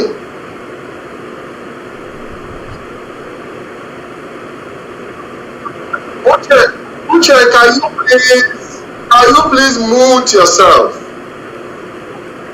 Can you please mute yourself, Uche, please? Okay, so because I don't know if Uche is communicating outside the studio, I believe he's communicating outside the studio. I want to see if Chizwa is not responding, then we'll have to take her out of the studio, because it's of no use being here without being part of what we are doing. Can you please take Uche out of the program so that, because I see that he needs to focus on other issues outside the studio, so that we'll know how many that we are. Mazi Obasa, I want to come back to you again, because you have always been the pointer. Coming from my left, we also saw Mazi Obasa. Are you there? I believe that you listened. I believe that you listened attentively to some of the broadcasts. I know that you might not even me would be able to be able to. Because I didn't take note, but I want to see how we can listen to the voice again, even if they are not clear. Maybe we will also be able to draw some inspiration from, listening over again and see if we can take some points. Sure, go ahead. I did take note.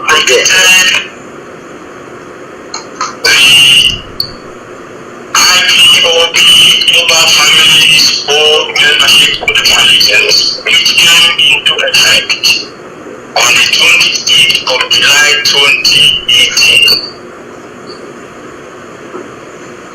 Second, abrogation of the indigenous people of Biafra global families code of conduct, which was introduced and came into effect on the 11th of June 2020. Mazi, at this point, he talked about IPOB code, or a new code of conduct have also been established, also in line with the institutionalization process, and we know that this code of conduct have been a subject of controversy, and also part of part of the instrument of war. The code of conduct has been used as an instrument of war, which the old one, how do you think that the new code of conduct is going to play a more coordinating role and also guiding role if well utilized? Mazi. First of all, I would like to point out something very significant from that declaration. That is that the defunct IPOB Code of Conduct and Oath of Allegiance were approved by the DOS.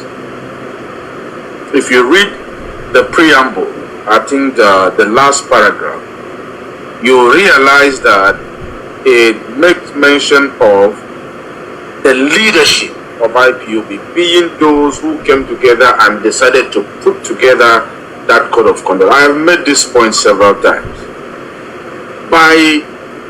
For the fact that the DOS were the ones, or the DOS as a department were the one who were responsible for drafting and approving the now defunct code of conduct, it tells you that they have the power to make and unmake it. They have the constituent authority to unmake it and unmake whatever they have created within that code of conduct, and which they did. So there is no question about their authority to do that. Now, another has been announced. With the same authority they have to create the first one, when every other disgruntled individual currently was then not disgruntled, had nothing to say against it, they still have the power to do that now, and that is what they have done. Now, this new code of conduct, or the new constitution and the oath of allegiance that the DOS have now introduced, it emphasizes individual. There is no name of Mazi Edoziem there. There is simply the name of the leadership, which can be anybody tomorrow. Mazi, Patrick, are you there? You've disappeared. Go ahead, I'm here. Okay. This new code of conduct is as selfless as the word selfless can be. And it also gives us the idea of the thought process of this leadership and what we are to expect.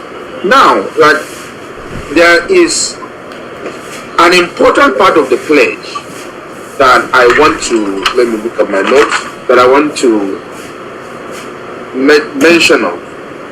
Yes. First, it talks about the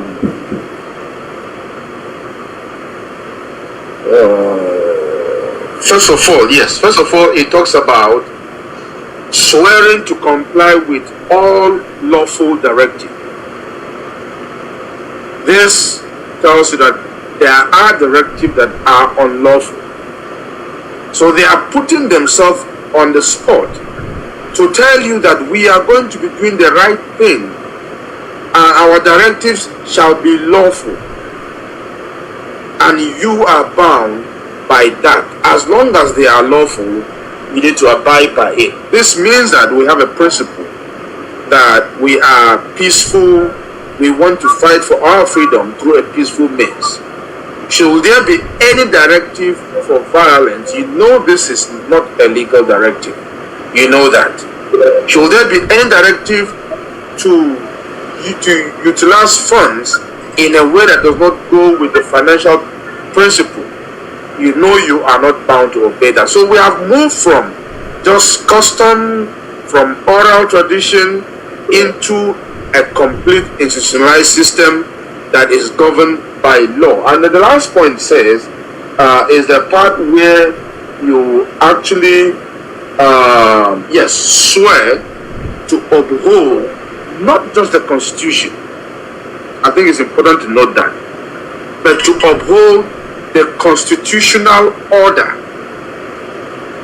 And that has to do with the process, the procedure, the activities, everything that has to do with the institution, that we uphold it.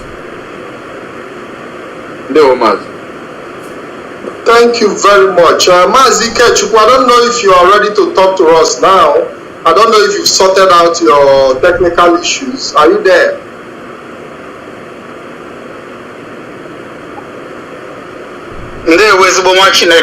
You're welcome to the program. Sorry for the technical hitches. I was also trying to get my UK family members joined there to see whether they can be able to rejoin. So I don't know. First, let me greet our viewers and our listeners from all over the world. Good evening from here in the United Kingdom. My name is Ikechukwu Nwokoro Ichie Machinemere. I hail from Onitsha Ezinite, Owerri Province in Biafra land. And I have been serving my beloved Biafrans for nearly 5 years in the capacity of the United Kingdom National Coordinator. Mazi Patrick, thank you very much. As you said earlier at the intro, this program will try to bring our own panel to be part of it because the HDOS broadcast clash with our usual, the UK timeout on Radio Biafra every Sunday. And I believe my panelists are very prepared, but for the technical glitches we seem to be experiencing, particularly from here in the UK.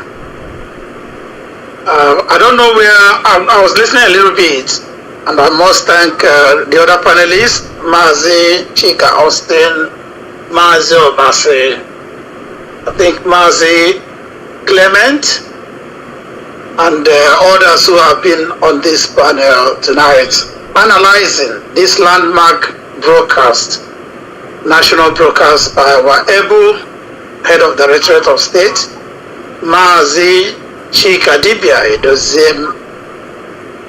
I overall thought the broadcast was goodly,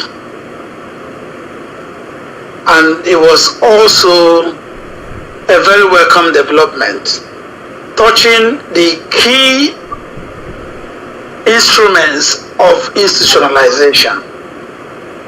A new oath of allegiance, which I believe is very godly and very smart as well, specific, measurable,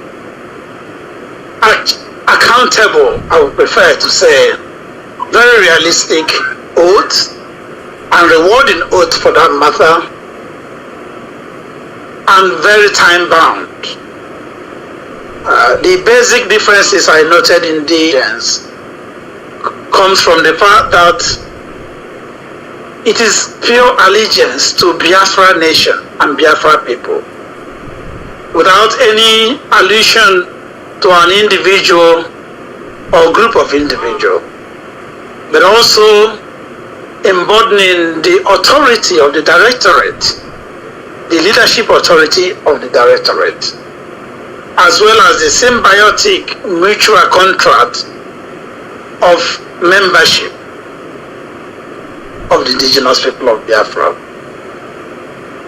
The pledge is a summary of the revised oath of allegiance, saying exactly the same thing. Then the Constitution, maybe I will listen a little bit more, then I'll talk more about the Constitution, what I think makes it very resounding and very promising to not just IPOB members, but Biafrans at large. Why IPOB hasn't had a constitution prior to now, beggars believe, I must be very honest. It is my imagination. But they say it's better late than never. So it is indeed heartwarming that at last we have this constitution. The provisions, I will talk a little bit more from what the HOD said. I don't know why, some people said the broadcast wasn't clear.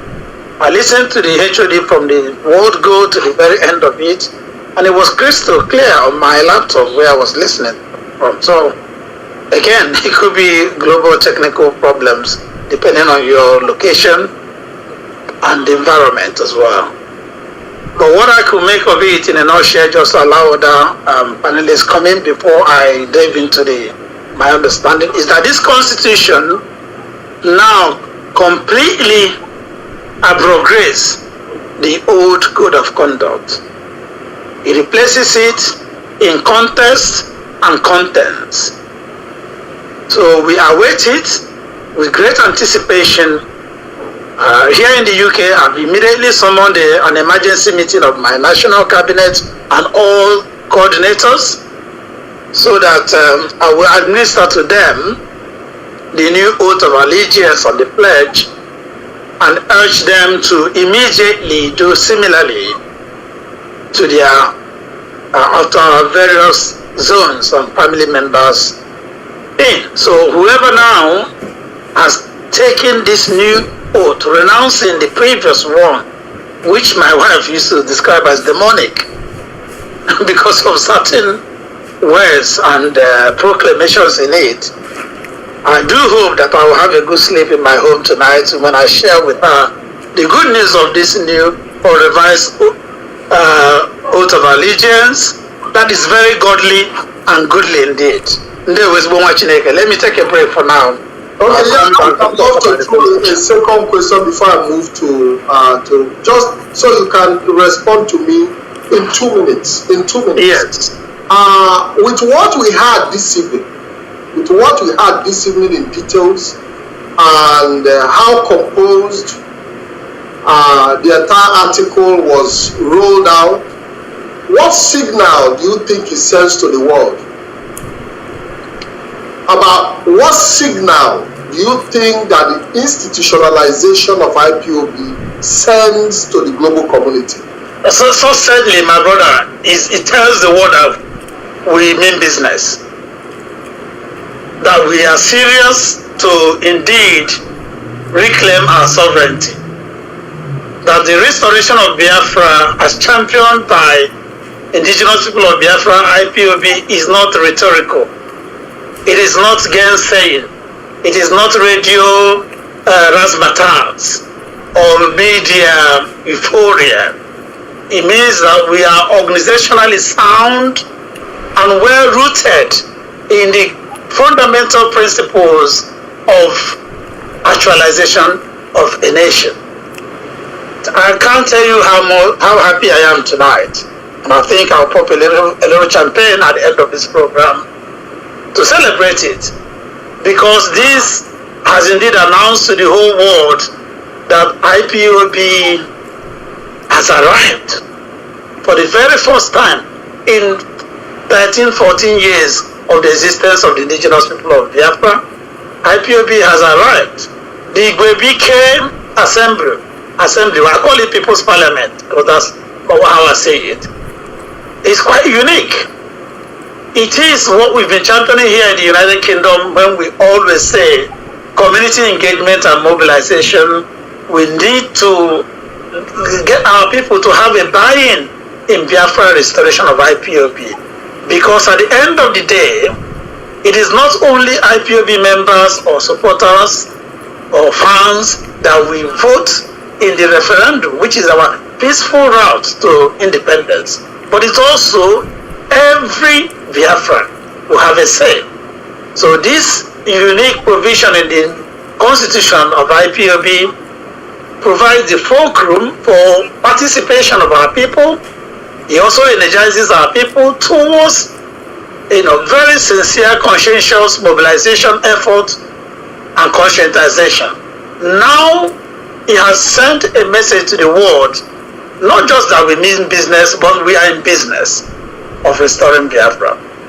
And we're going to take it practically forward henceforth. So I think that is what institutionalization means. Institutions are broad purview of establishment, as opposed to organizations which can be narrowed, which can be very niche based. The organizations can have a very laser focus.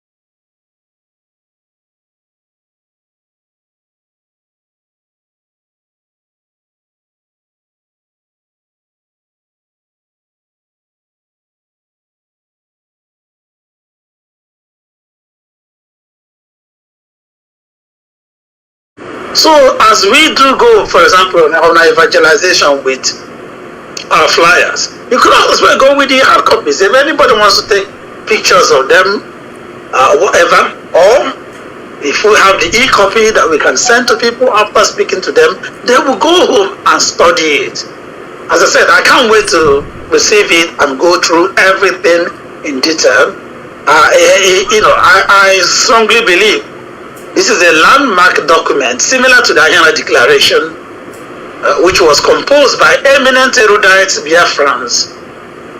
This is the second phase of Ahena Declaration. They were watching again. Thank you very much. I really appreciate it. I know that Mazi must have noted some points down, which I would like to take from his own angle to see the point that he noted out for discussion, because I want to also recognize you as a broadcaster, and I know the role you play in our job of broadcasting. I know you are a very attentive analyst. I want to see if I can get in touch with Mazi Afunwa. Mazi Afunwa, are you there?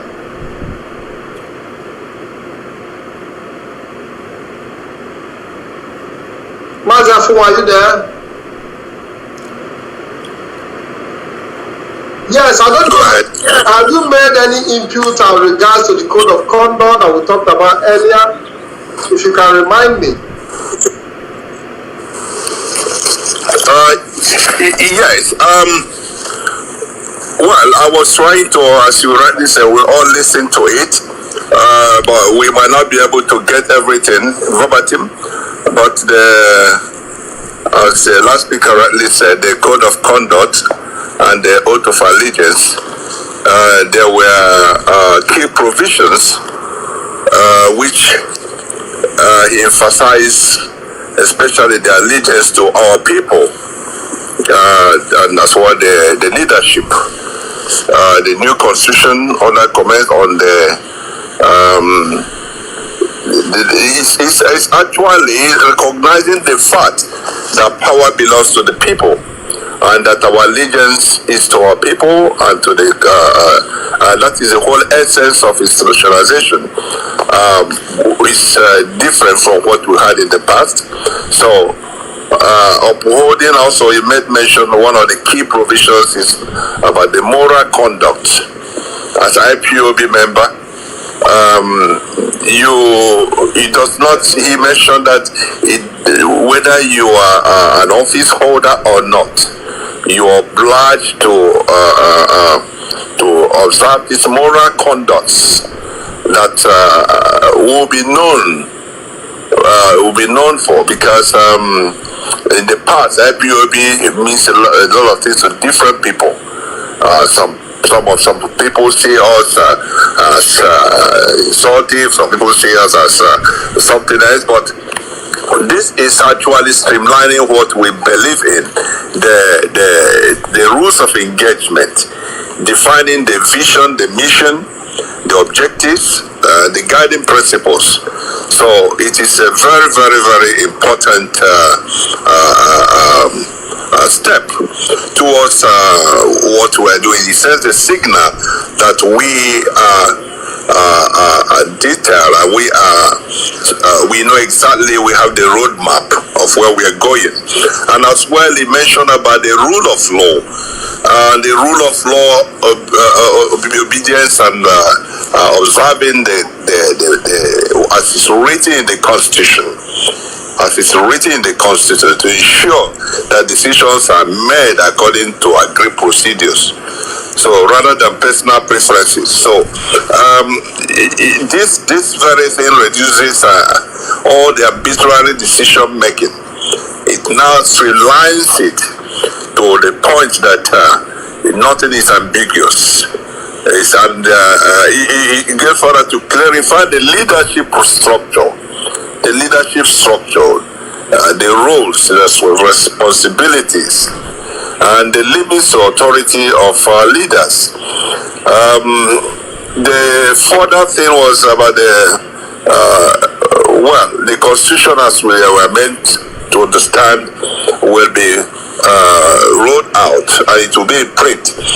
As Chief Knight rightly said, here in the United Kingdom, we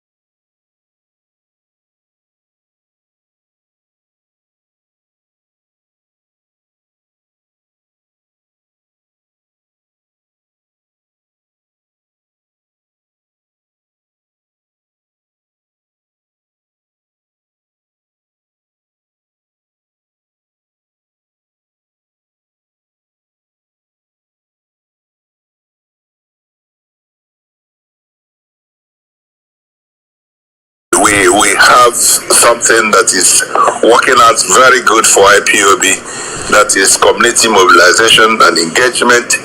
So these things will be very handy for our people to get hold of it, and I'm very sure it opens room for even those who are not yet IPOB to understand and even defend the IPOB in absence. So it also brings about the members the rights and responsibilities. You know, in the past oath we had, there is something particularly that I was not very comfortable with,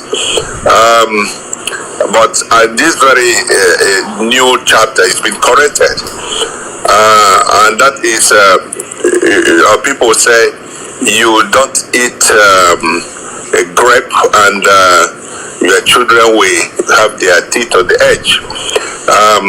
In as much as we all are dedicated and we want to make things work, there's something that was about clearing of generations and stuff like that, which was a little bit too far, but this time around it's been corrected. So, but still, it was straight to the point that we must go with the rules and we must go with the code of conduct. So the mechanism, the accountability set of it gives us that insight that is not business as usual. You, in terms of delivering of statement of account on or before 31st December, so that the DOS would have gone through it and approve it, budgeting, and as well as going through all the statements of account for the year. So these things will help us to enhance the credibility of IPOB. So one other thing I think that strikes a notice, well, the credibility, this will increase the public confidence. We know that a lot of things have gone under the water in the past, so this is a very good welcoming development that the institutionalization is addressing our credibility, so that people will know that it was not the way IPOB wished to be known, and moving forward, IPOB have made the necessary correction.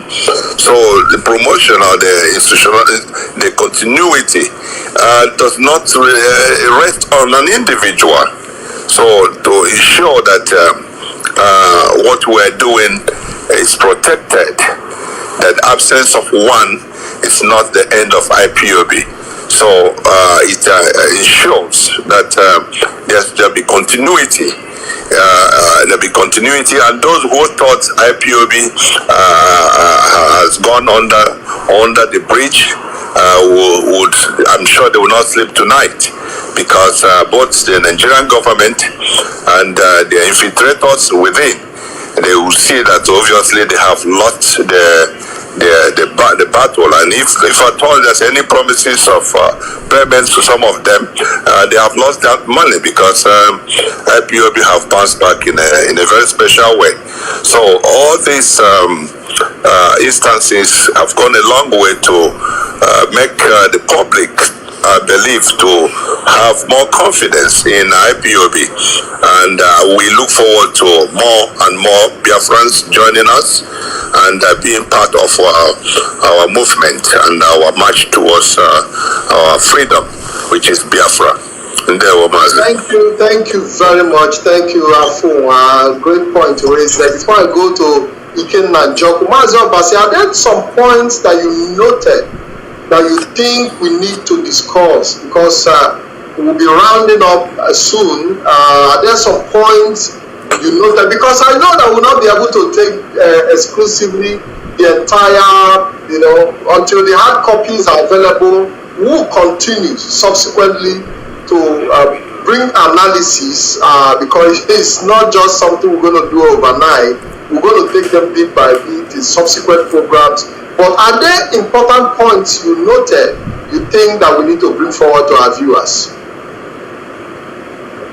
Okay, Mazi, thank you very much. Like we have always been talking about institutionalization, that it is a way of, in an institution you have defined role. Now we have these great two organs, the Directorate of State, and we have the People's Assembly. Yes. I think somebody is not muted. I'm getting some feedback. Yeah, okay, go ahead now. Go ahead.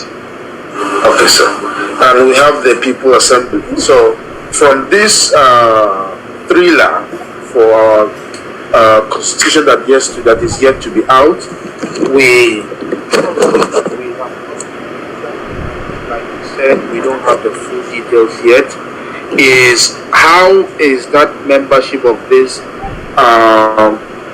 assembly, or Ikobike assembly, going to be selected?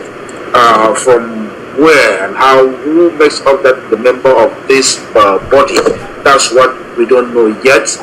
There is something that the last speaker said, that I think this morning in a meeting, Mazi or former, I believe, made mention of similar thing, and I gave this response that I'm about to give now. It's trying to get the right word. It fills me. I have goosebumps all over me, all over my body when I know that there are certain things in the previous oath of allegiance that our people did not like, did not agree with. But for the supremacy of the cause of Biafra, we decide to just endure it. And one of them is what the last contributor just said, the portion of that oath where it says, and altogether wipe a generation. That was very unpalatable, not because you intend to betray, but because it was too far-reaching. And when I was a coordinator, I actively discourage people who come to meeting with their children and want their children to off their footwear and also take the oath. I tell them, don't do that. They are kids. Let them grow enough to know the impact of what they are saying before they can do that. Because it contains very strong declaration that ordinarily, knowing who we are, we wouldn't have. But because Biafra is involved and we are ready. There is a question I would have loved not to interject you. Do you look at the defunct oath now from being, let me use the word, being created with an extremist view? Yes, I will say so, because probably the intentions might be good. It might be to scare people, because if there's a saying that if you want to kill a man, okay, unalive his child, you understand, keep him alive and unalive his child. So maybe because some people, for God's sake, we have suicide bombers, in some quarters, people are strapping themselves with bombs. So history has shown us that certain people can decide to do the wrong thing as long as they are the only casualty. So maybe that is the idea that gave birth to, let's make it extreme, so that even if they don't care about their lives, they can care about the life of their children and generations unborn. So it is possible that it was extreme, but I think it is too extreme, and we are responsible enough to know that we ought not to do certain things, even if our life alone is going to be cut short, because we are Biafrans and we have value for life. We are not like those who can strap themselves with bombs and explode and kill other people. We are not that kind of suicidal. So that's the point I want to make. Second point is the audit department. I think it's very, very important. In the defunct code of conduct, the section 3 talks about the finance. If you ask me, for those who know me in my local, jurisdiction, for more than 3 years now, I have stated that that section of the code of conduct is the most vague of all the sections. It's completely vague, and it speaks only of the department only at the highest level. I am hoping to see in this constitution that those provisions will cover every single level of the units within the struggle, meaning worldwide, continental, national, units, state, local government. I want to see that it covers all that, so that they can also be subjected to those financial years, to the auditing, and so on and so forth, not just at the highest level. I hope to see that being covered. that is the point I would like to make at this stage. If you have another question, I'll be happy. No, I would like to go to Mazi and Job if he's available to respond to us. Let's see his input on. Also, because it was, I have seen people in many occasions say that, Mazi, since the Directorate of State took full charge of IPOB finance, that they have not made presentation of how the budget was, was used, and there have not been some level of transparency. I'd like to go to Mazi and Job. I don't know if you're there. Mazi and Job, are you there? If you are there, can you please unmute and join me on the studio? Let's see if we can take some questions as regards to what the head of the Directorate of State said about the transparency of IPOB finance and the auditing and presentation for public view. Mazi Njoko, have you at some point come across people who accuse the Directorate of State of lack of transparency from the time they took over the entire structure, both including the finance? Have you had that experience, people saying that they've not been transparent and stuff like that? Mazi and Njoko.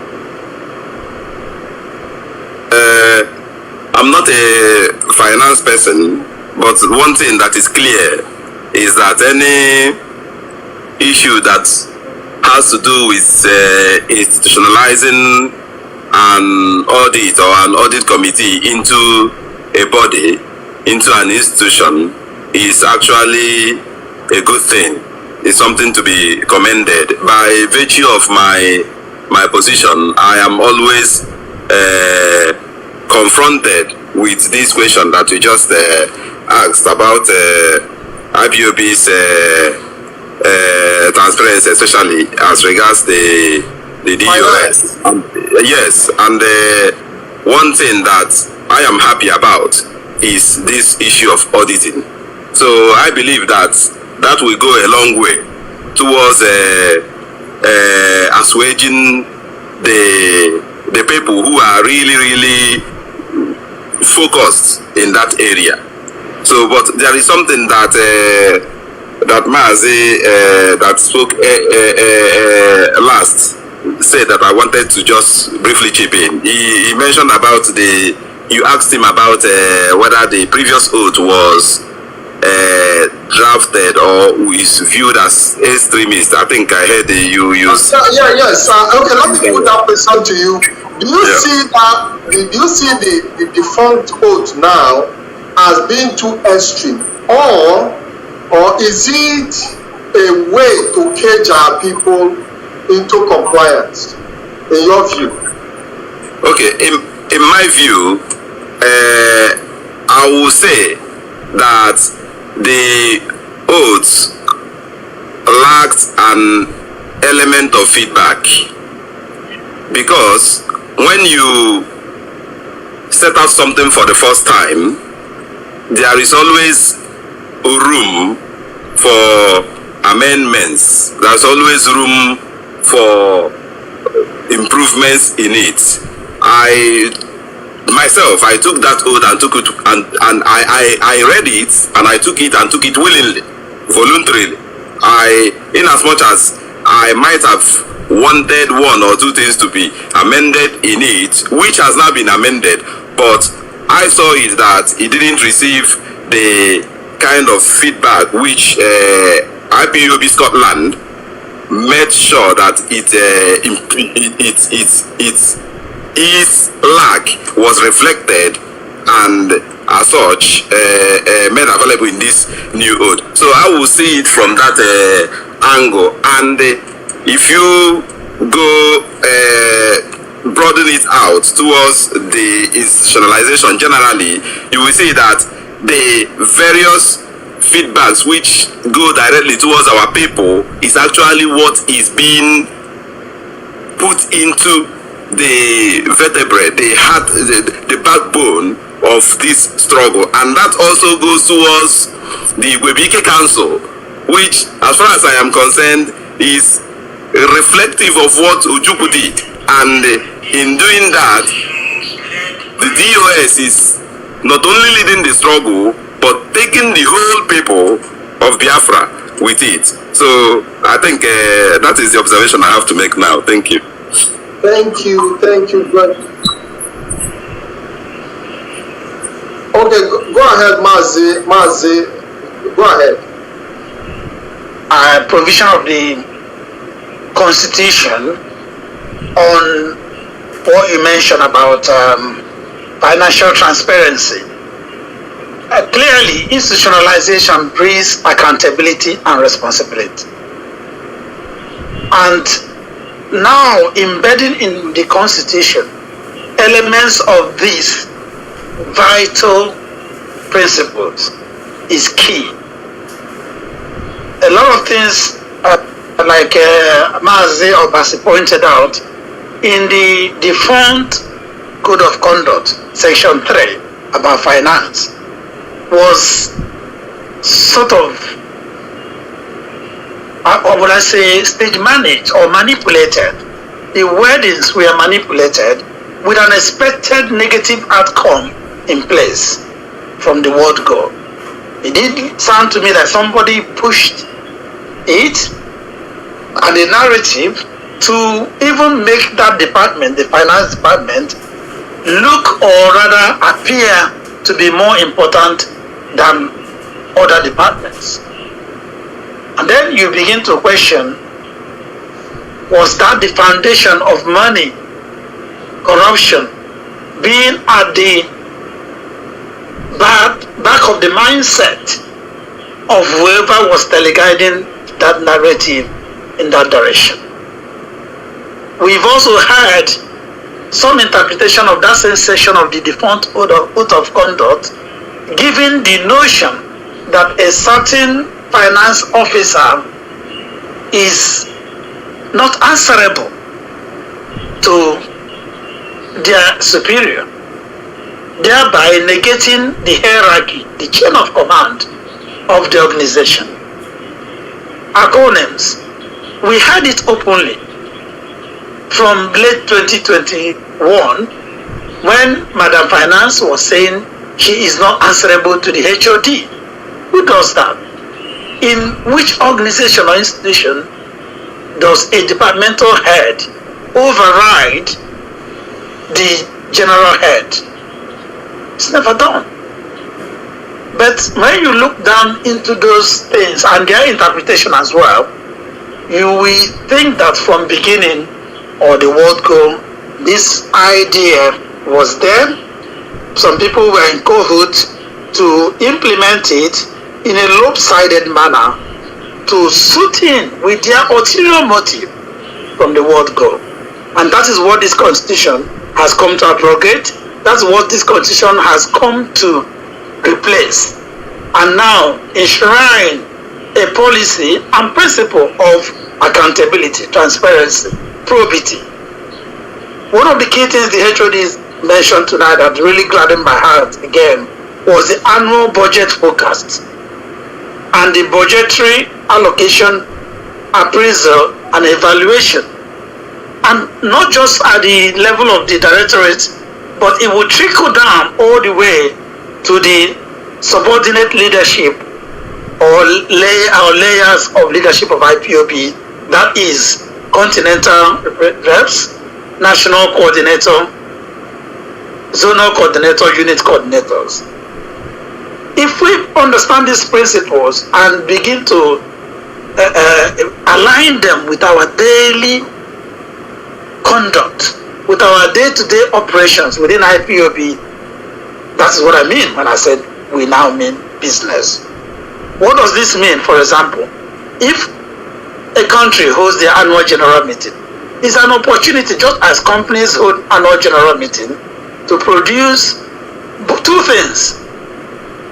Stewardship statement, which perhaps that is the job of the national coordinator to give an account. You know, our people, once you mention accountability, people think it's all financial. No. there are no financial accountabilities as well. How you operate, what you've done, what you need to do, assessment, that all accountability. So this is what this particular provision has made me to think, yes, not just financially, but finance is very key. If there will be quarterly, yearly financial audit, statements, evaluations, appraisals, and things of that nature, transparency has come to the fore. Those who probably were murmuring about the DOS not being transparent or accountable in that financially, we now have answers. We now have clarifications. We now have explanations or things that will tell them clearly that it is not what they are thinking, basically. Another very important thing that HOD said, which I want to highlight in this our analysis review, is that the principle of command and control shall be effectively applied from the DOS all the way down to the lowest level of leadership. Because when we started talking about institutionalization, by the way, on our radio program on Radio Biafra, the UK Timeout, all through the month of July and entering, we're supposed to continue today, we will from next Sunday, we've been talking about institutionalization, looking at different dimensions or different angles of institutionalization. Some people misconstrue it to mean, oh, once we now have institutionalization and constitution, maybe departments become autonomous. Even certain layer of leadership becomes autonomous. Maybe there is no longer command and control. Some people, those who somehow harbor insubordination, those who run to Eberima, for example, they are always afraid of that phrase, command and control. There is a stick they use to beat up sentiments and whip up sentiments so that people begin to talk negative about the leadership and its assignment implementation. Command and control will never disappear in a liberation movement. The day it does, it ceases to be a liberation movement. Because a liberation movement is not democratic. It might be quasi-democratic, which is a model or framework I think IPOB has adopted, but it will never be democratic. Yes, now with the Gobike Assembly, we now have a council that will articulate views and make suggestions, advice, proposal. Great, but at the end of the day, command and control will still be a supreme leadership instrumentality in a liberation movement. Then, finally, just to mention what you said about youth, I think Mazi made reference to what I said. Yes, I did say that my own wife, my own Lord Uchechi, that is Wokoro, did say that our oath was demonic. And he was referencing the implication of innocent children, even unborn children, generations, into an oath I am taking out of my own volition and conviction. I have done my own little research, Mazi, and I found out also as a man of deep faith and spirituality that oaths, particularly oaths of allegiance, are meant to be faith-driven, not fear-inducing. You make an oath of allegiance convicted in your faith that you will keep it. It is not something that is worded with words that induce fear. Again, I thought whoever pushed that oath in that line had a hidden agenda. This brings me to the question that we used to ask, that some people who immediately Mazi was kidnapped in Kenya started this evil mission to destroy IPOB by attacking the leadership, never took that oath. The siblings of iniquity of Mazi, they didn't take that oath. I stand to be corrected, but I've made the findings that they didn't take it. Eberima never took it. He publicly declined it, and never, eventually. So you see that oath, using the word demonic, like my wife did, is not a misplacement. It's not a misappropriation of grammar. No. Because clearly, whoever, again, I know that the DOS approve some of these things, but I also know the character of Mazi Nnamdi, that he can impose things on you to sign. So at the end of the day, it is really, as I say, heartwarming that we have started liberating ourselves. As a liberation movement, we have to liberate ourselves first before we can liberate Biafrans. And this liberation has just begun. So that this new oath, which replaces the previous one, I love the way the HOD started it. The first statement is that you are hereby renouncing in totality the old one. Oh,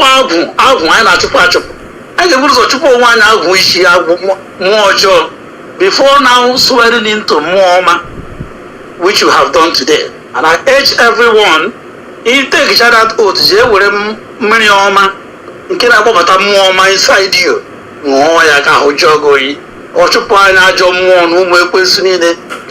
House this demonic oath brought upon some of us. The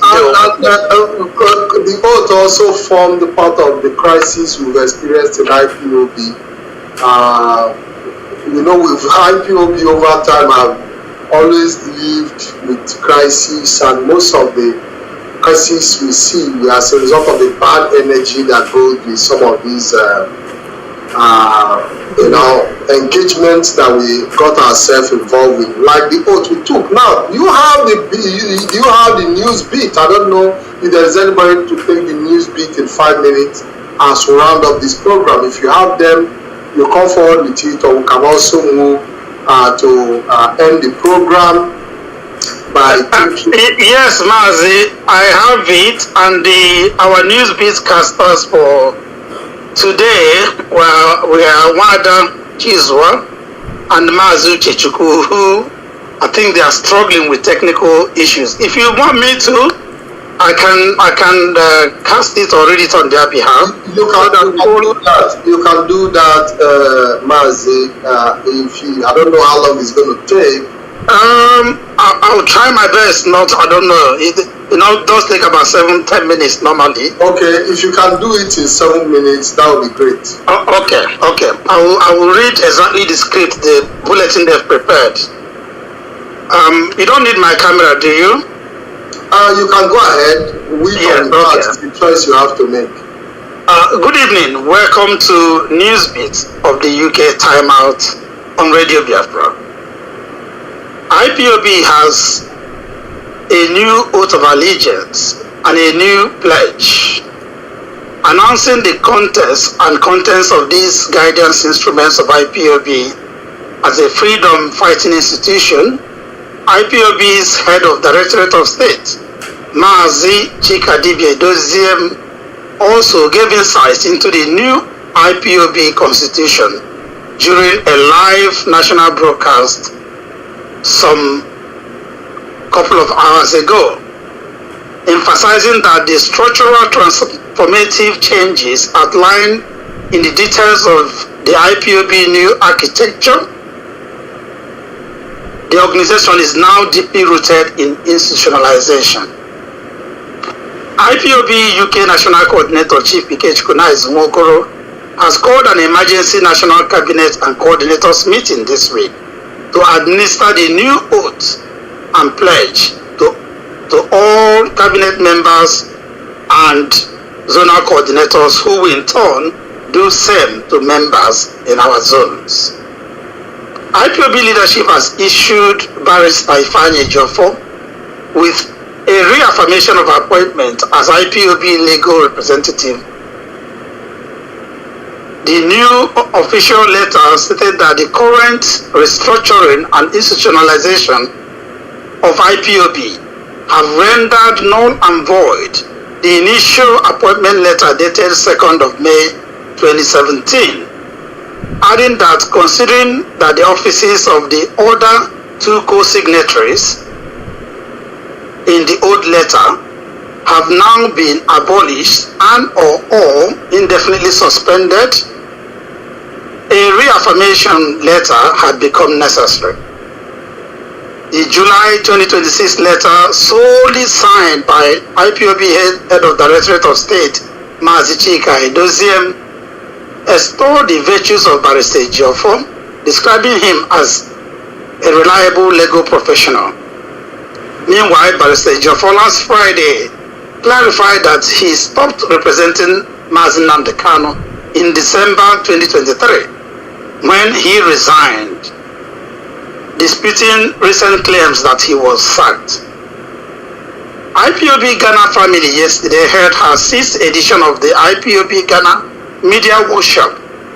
Deputy Head of Directorate of State, Mazi Anthony Nzurubike, gave keynote address on the workshop's theme, which was Beyond Emotions: Why Strong Institutions with Strong, Resilient, Critical Minds should drive successful freedom-fighting movements. Elsewhere, IPOB Italy National Coordinator Mazi Odakeke Ugo last Tuesday published a memo confirming the suspension of one David Otta for openly engaging in acts of insubordination, sabotage, and other unethical behaviors, including making and circulating videos disparaging IPOB leadership and spreading malicious information. Mazi Nnamdi Kanu's wife, Lord Uchechi Okukano, on Friday disclosed that her detained husband has declined moving from Sokoto prison to any Abuja Correctional Center ahead of his appeal hearing date, despite a recent court ruling granting the transfer request championed by IPOB First Lady herself. It is with heavy hearts and sorrowful souls which submit to the will of Chukwuka Abiyama that IPOB United Kingdom family announced the painful passing away of our comrade Mazi Chinedu Osiako last Thursday after a protracted illness.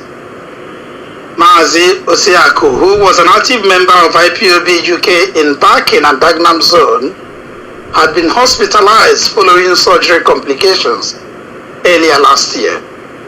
IPOB UK National Coordinator Chief Ikechukwu Nwokoro has condoled Barking and Dagenham Zone with reassurances of support to the Zonal Coordinator Mazi Tio Asonye. This week, Chief Nwokoro will lead an IPOB UK delegation to visit late Mazi Osiako's grieving family. Elder Ogunka from Iguocha was confirmed dead in Abuja last Tuesday, with circumstances surrounding his death highly questionable. Ogunka, who had been a close ally of Mazi Nnamdi Kanu and his family, also worked with Simon Ekpa's auto criminals. He was reportedly invited to Abuja by Aloy Jimako and Emmanuel Kanu last weekend.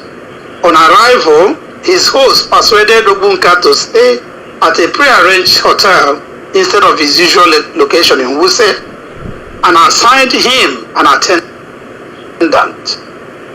After he was served with food and drinks, Ogunka complained of stomach discomfort, which quickly deteriorated his health and ended his life.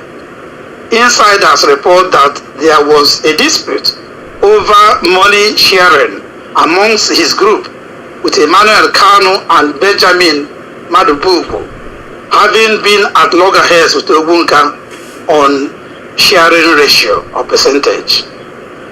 This is said to have led Ogunka to threaten to expose details of the group's atrocities if he was shortchanged. Ogunka had been notorious for pouring evil libation at the Kanu's home in Afaruku Mahia and making demonic incantations against the DOS leadership. Ohaneze Youth Council has criticized Southeast governors for missing Aguiyi-Ironsi's memorial and have also accused Ebonyi State Governor of targeting and activist family disputed land. Digital tracking agencies and international security bodies have been petitioned following last Wednesday's online incitement to violence by a US-based Nigerian man, Temi Okanlowo, who urged Yoruba youths in parts of Lagos to kidnap and murder an Igbo real estate investor over an alleged tenant dispute, including his restricting his residential property tenancy to members of his own church congregation.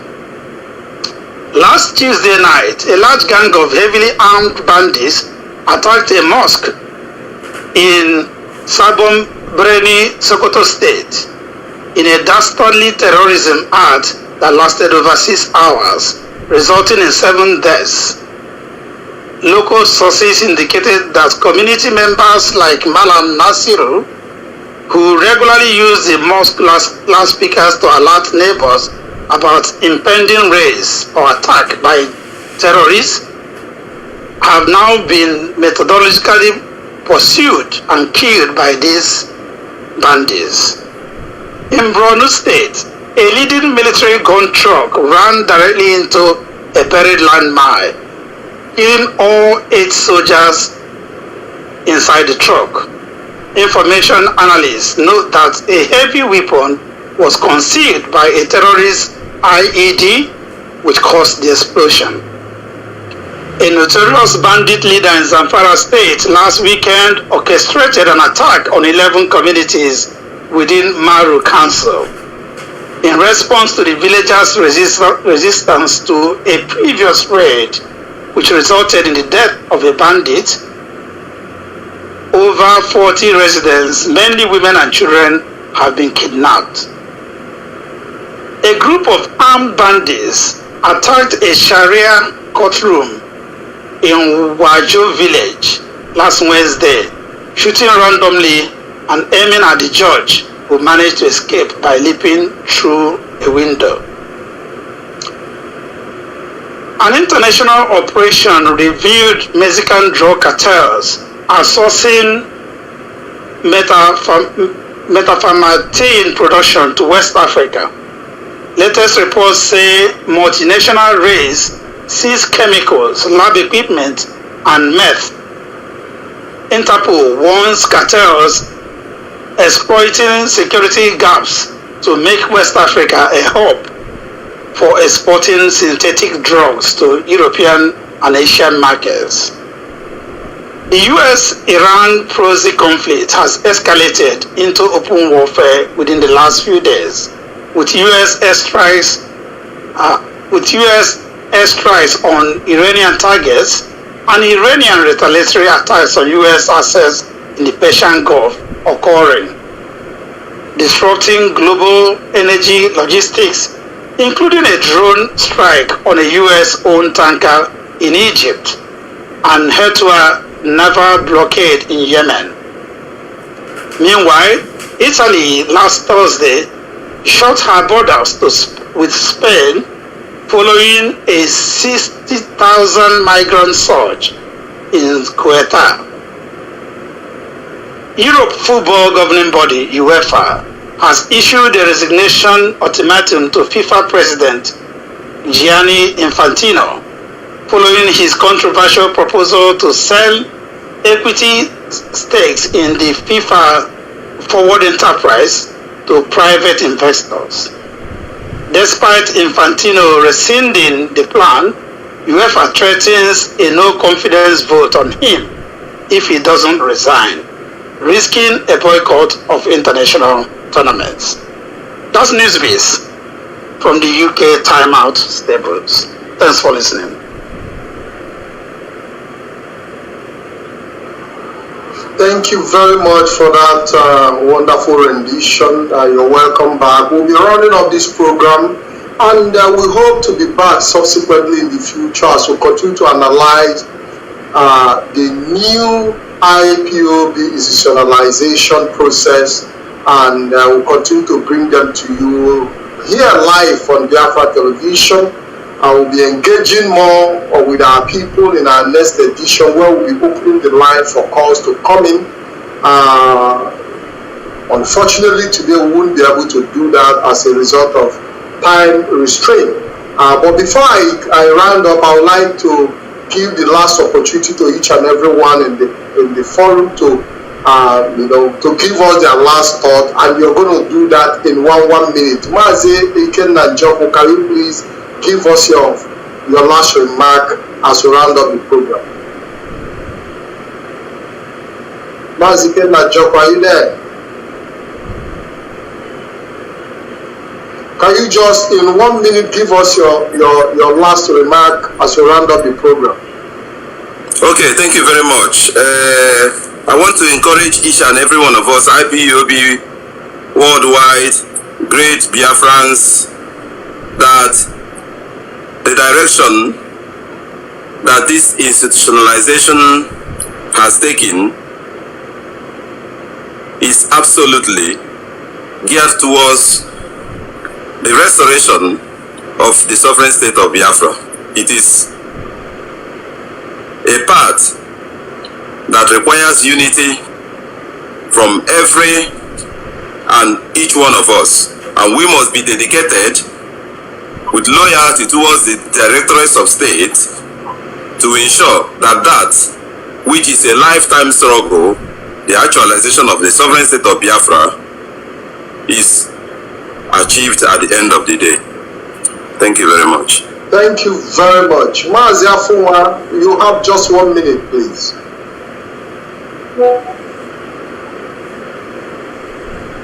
And fellow Biafrans, thank you for staying tuned with us today. It's a very welcome development that the next step to our freedom has been unveiled, and it is actually a duty call to all Biafrans to own up this obligation and know that time sitting on the fence has gone. There is no fence to sit on. We urge everyone to be part of this very new trajectory that will show our freedom. We want to as well continue to make sure that the source of our information should be the right one, and that is on this platform and all platforms of IPOB. That is where the authentic news and information is disseminated. So we urge everyone to please, instead of going haywire and getting information wrongly, to always stay tuned to this BTV and the Radio Biafra and all our platforms to get authentic news of this very latest development, which is a welcoming one. So I urge everyone to please continue to remain steadfast and focused. Thank you very much for this opportunity.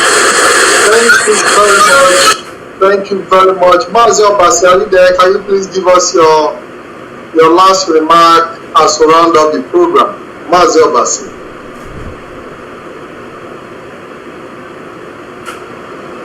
Mazi Obasi, are you there?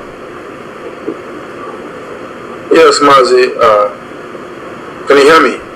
100%. You have just 1 minute to give our closing remark to our viewers. Okay, thank you very much, Mazi. I want to note the significance of what Mazi Chika did at the end of the broadcast, where he had to take the oath and then administer the oath to the hierarchy subordinate to him, so that they can carry the onward administration of that oath. For those restorationist Christians, you will understand the significance of that in the terms of the line of authority. That is why every Catholic will tell you that the head of Catholic is St. Peter. There is a reason. That is why the restorationists believe that at a particular time in the history of the world that the authority of God was no longer on earth after the death of the apostles. I am speaking a bit religiously in this note because I believe we can relate. Why will a church that was formed a few years ago claim that their head is Peter, who is dead long time ago? It is because they want to link that line to the highest system. Now, after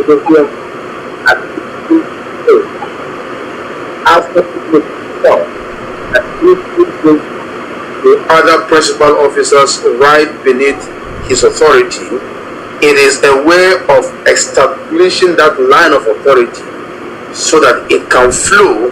Whoever is now administering that board is administering because he has been empowered and authorized by the highest leadership structure to do that, and that is very, very significant to note.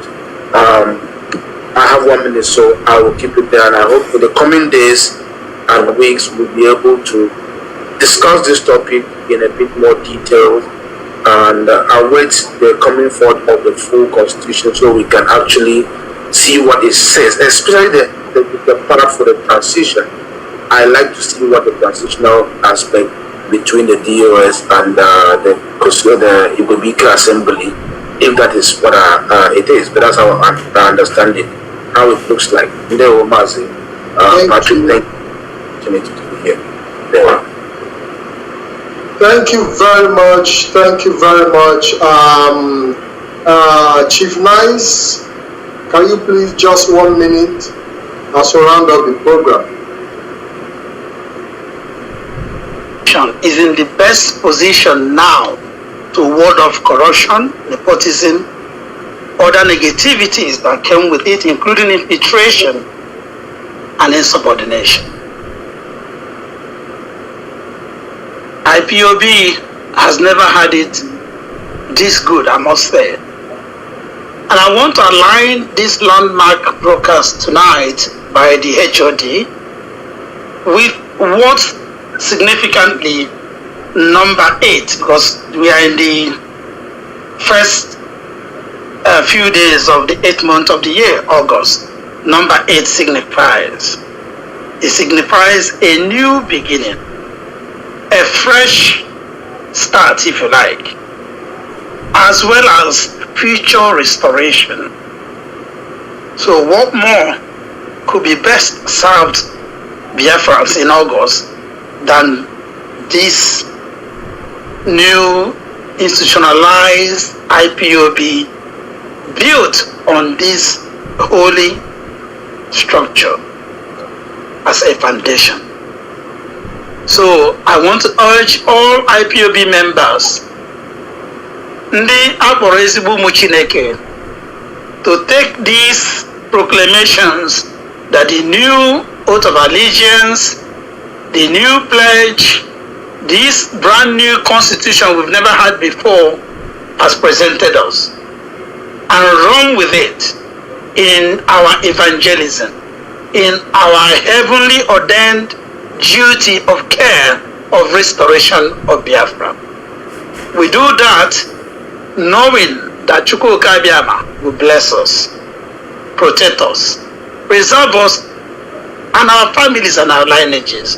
For those of us who most sincerely work assiduously towards this objective.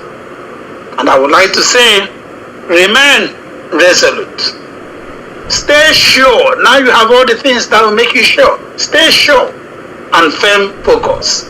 In the end, victory will be ours, and all the glory will return to only Chukwu Elohim, and not mere mortals like us men.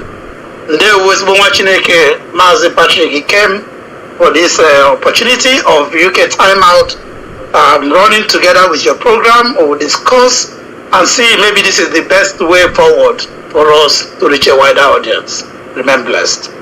Thank you very much. It's also my pleasure to have you on BTV Europe. A very fantastic one today for me. It is a great pleasure to have all of you. I want to send my warm regards and greetings to you all, and I want to say thank you for coming. This is BTV Europe, and we've been able to come to the end of the program today. If you've stayed with us till this moment, it shows you are committed. And I want to show also to Biafrans the need for us to reinforce our belief and our commitment to the struggle, to continue to understand that the journey is no longer that far as we perceive it. It is getting closer by the day, and we must remain strong. I want to say thank you very much for your audience. I want to say thank you for sharing this program. I want to say thank you for being with us, and I also want to say thank you for standing by us on BTV Europe. Until I see you again, my name remains Mazi Patrick D for standing by us on BTV Europe. Until I see you again, my name remains Mazi Patrick D TV Europe. Until I see you again, my name remains Mazi Patrick D. First day of August 2024. Tata Bobo Churie. Therefore, you all know why we are here today. We are a few minutes late. Please, I apologize because of issues that are beyond our control. But without taking any much more time, I will hand over the platform, the microphone, to our General Officer Commanding, Mazi Saworu, to take over. Please, Mazi, welcome to the program, and over to you. Mazi Chinedu, Ndewo Chineke. I hope I'm coming out very clear. You are coming out crystal clear. Biafrans and all the lovers of freedom. My name is Mazi Saworu. Mazi Saworu. Serve the indigenous people of Biafra as a member of the Directorate of State. I come from Obingwa. Obingwa is in Aba province. This evening I have come to continue to spread the gospel for the restoration of Biafra. I have come to clarify and clear some doubts and analyze certain issues that our people tends to be confusing, our people. And I will use this opportunity to thank every IPOB member, all the IPOB coordinators, principal officers serving in different capacities around the world.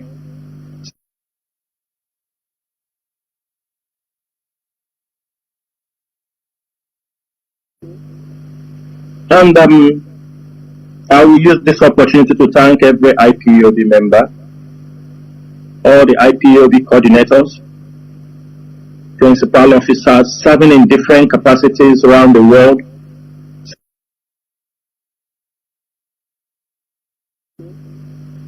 And I will use this opportunity to thank every IPOB member, all the IPOB coordinators, principal officers serving in different capacities around the world.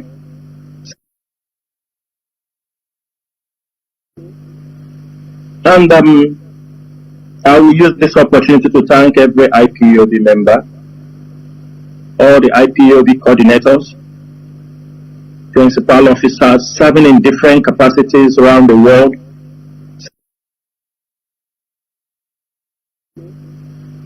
And I will use this opportunity to thank every IPOB member, all the IPOB coordinators, principal officers serving in different capacities around the world.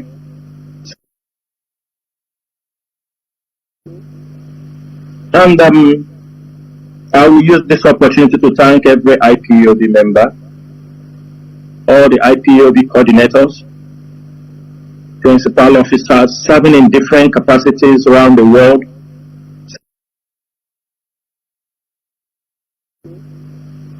And I will use this opportunity to thank every IPOB member, all the IPOB coordinators, principal officers serving in different capacities around the world,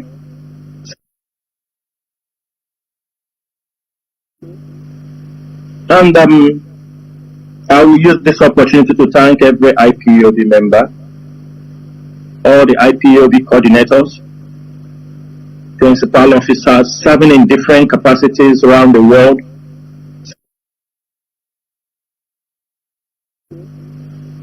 and I will use this opportunity to thank every IPOB member, all the IPOB coordinators, principal officers serving in different capacities around the world,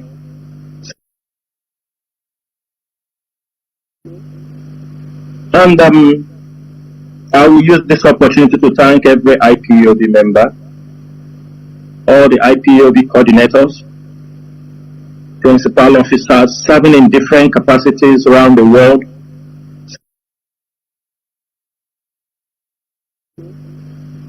and I will use this opportunity to thank every IPOB member, all the IPOB coordinators, principal officers serving in different capacities around the world,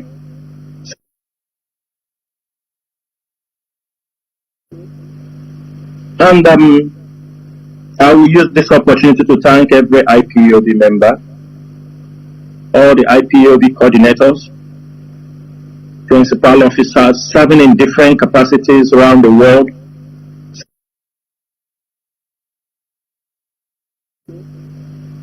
and I will use this opportunity to thank every IPOB member, all the IPOB coordinators, principal officers serving in different capacities around the world,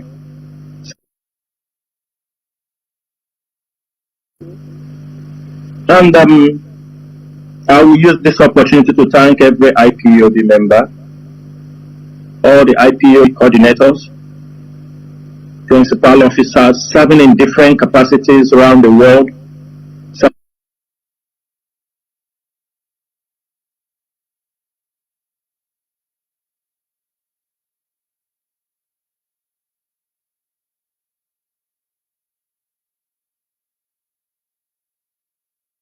location and personnel in all private hospitals in Nigeria. And this data they are actually collecting that's totally unconstitutional. You cannot collect private data for any purpose first without seeking the consent of the organizations involved, personal consent of the people involved, and explaining to them what this data is for. One, a foreign agent cannot collect data in Nigeria. So the Global Fund Welcome back. This is Radio Biafra House of Service coming to you through Radio Biafra London. Sorry for the perturbation. There is just little perturbation, but we must continue. Therefore, as I said before, I still hand over the mic to our GOC, Mazi Chinasa Woru. Mazi Chinasa, please, the platform is yours. You can go on. The green light is there. Yeah, Mazi, I hope we are back now. You are back, of course, we are back. No. Okay. Thank you, Mazi. Biafrans and all the lovers of freedom. We believe this is just an attack on the radio. Every one of you supposed to know that the last time I came for a program on BTV, my last broadcast was on BTV. After the broadcast, Facebook pulled down the whole of the broadcast, and we tried to find out. They said that the BTV was broadcasting, that a dangerous individual was broadcasting through their channel, and that really baffles me because I came on BTV, broadcasted to our people, and Facebook pulled down the BTV program, claiming that BTV hosted a dangerous individual of an organization, and we appeal asking them to prove how Mazi Chinedu becomes a dangerous person that BTV, instead for them to appeal, what they did was they returned, instead of them to give reasons, what basis why they say I am a dangerous person from a dangerous organization broadcasting on BTV, instead for them to respond, what they did was to release the page back for Facebook, on Facebook. So these are the challenges we are having. Facebook is always attacking these our platforms anytime the leadership of IPOB is on air. But notwithstanding, they have not stopped us years back, they won't stop us today, and they cannot stop us tomorrow. So let me get back to the main topics I would like to discuss on Radio Biafra today. I would like to make it very, very clear. I will discuss about the sit-at-home that some criminals and Nigerian government are now using to threaten our people. Under the coverage of the sit-at-home, they are using to commit crimes, kidnapping, organ trafficking, because they are looking for a free day for them to be able to start committing their crimes. And at the end of it, they will put the blame on IPOB. Another point I'm going to talk about is the betrayal of IPOB, how IPOB leadership was betrayed by people that this leadership have protected, people that this leadership organized, people that this leadership brought on board, and people that this leadership have, giving everything they have. But what the leadership of IPOB got is betrayal upon betrayal. But notwithstanding the betrayals, IPOB leadership is still standing, and we are standing with our shoulders very high, making sure that we do the things we need to do in order to restore Biafra. Another point I'm going to discuss on Radio Biafra tonight is also the forces that are determined to keep the sovereignty of Nigeria together. There are forces that have determined that Nigeria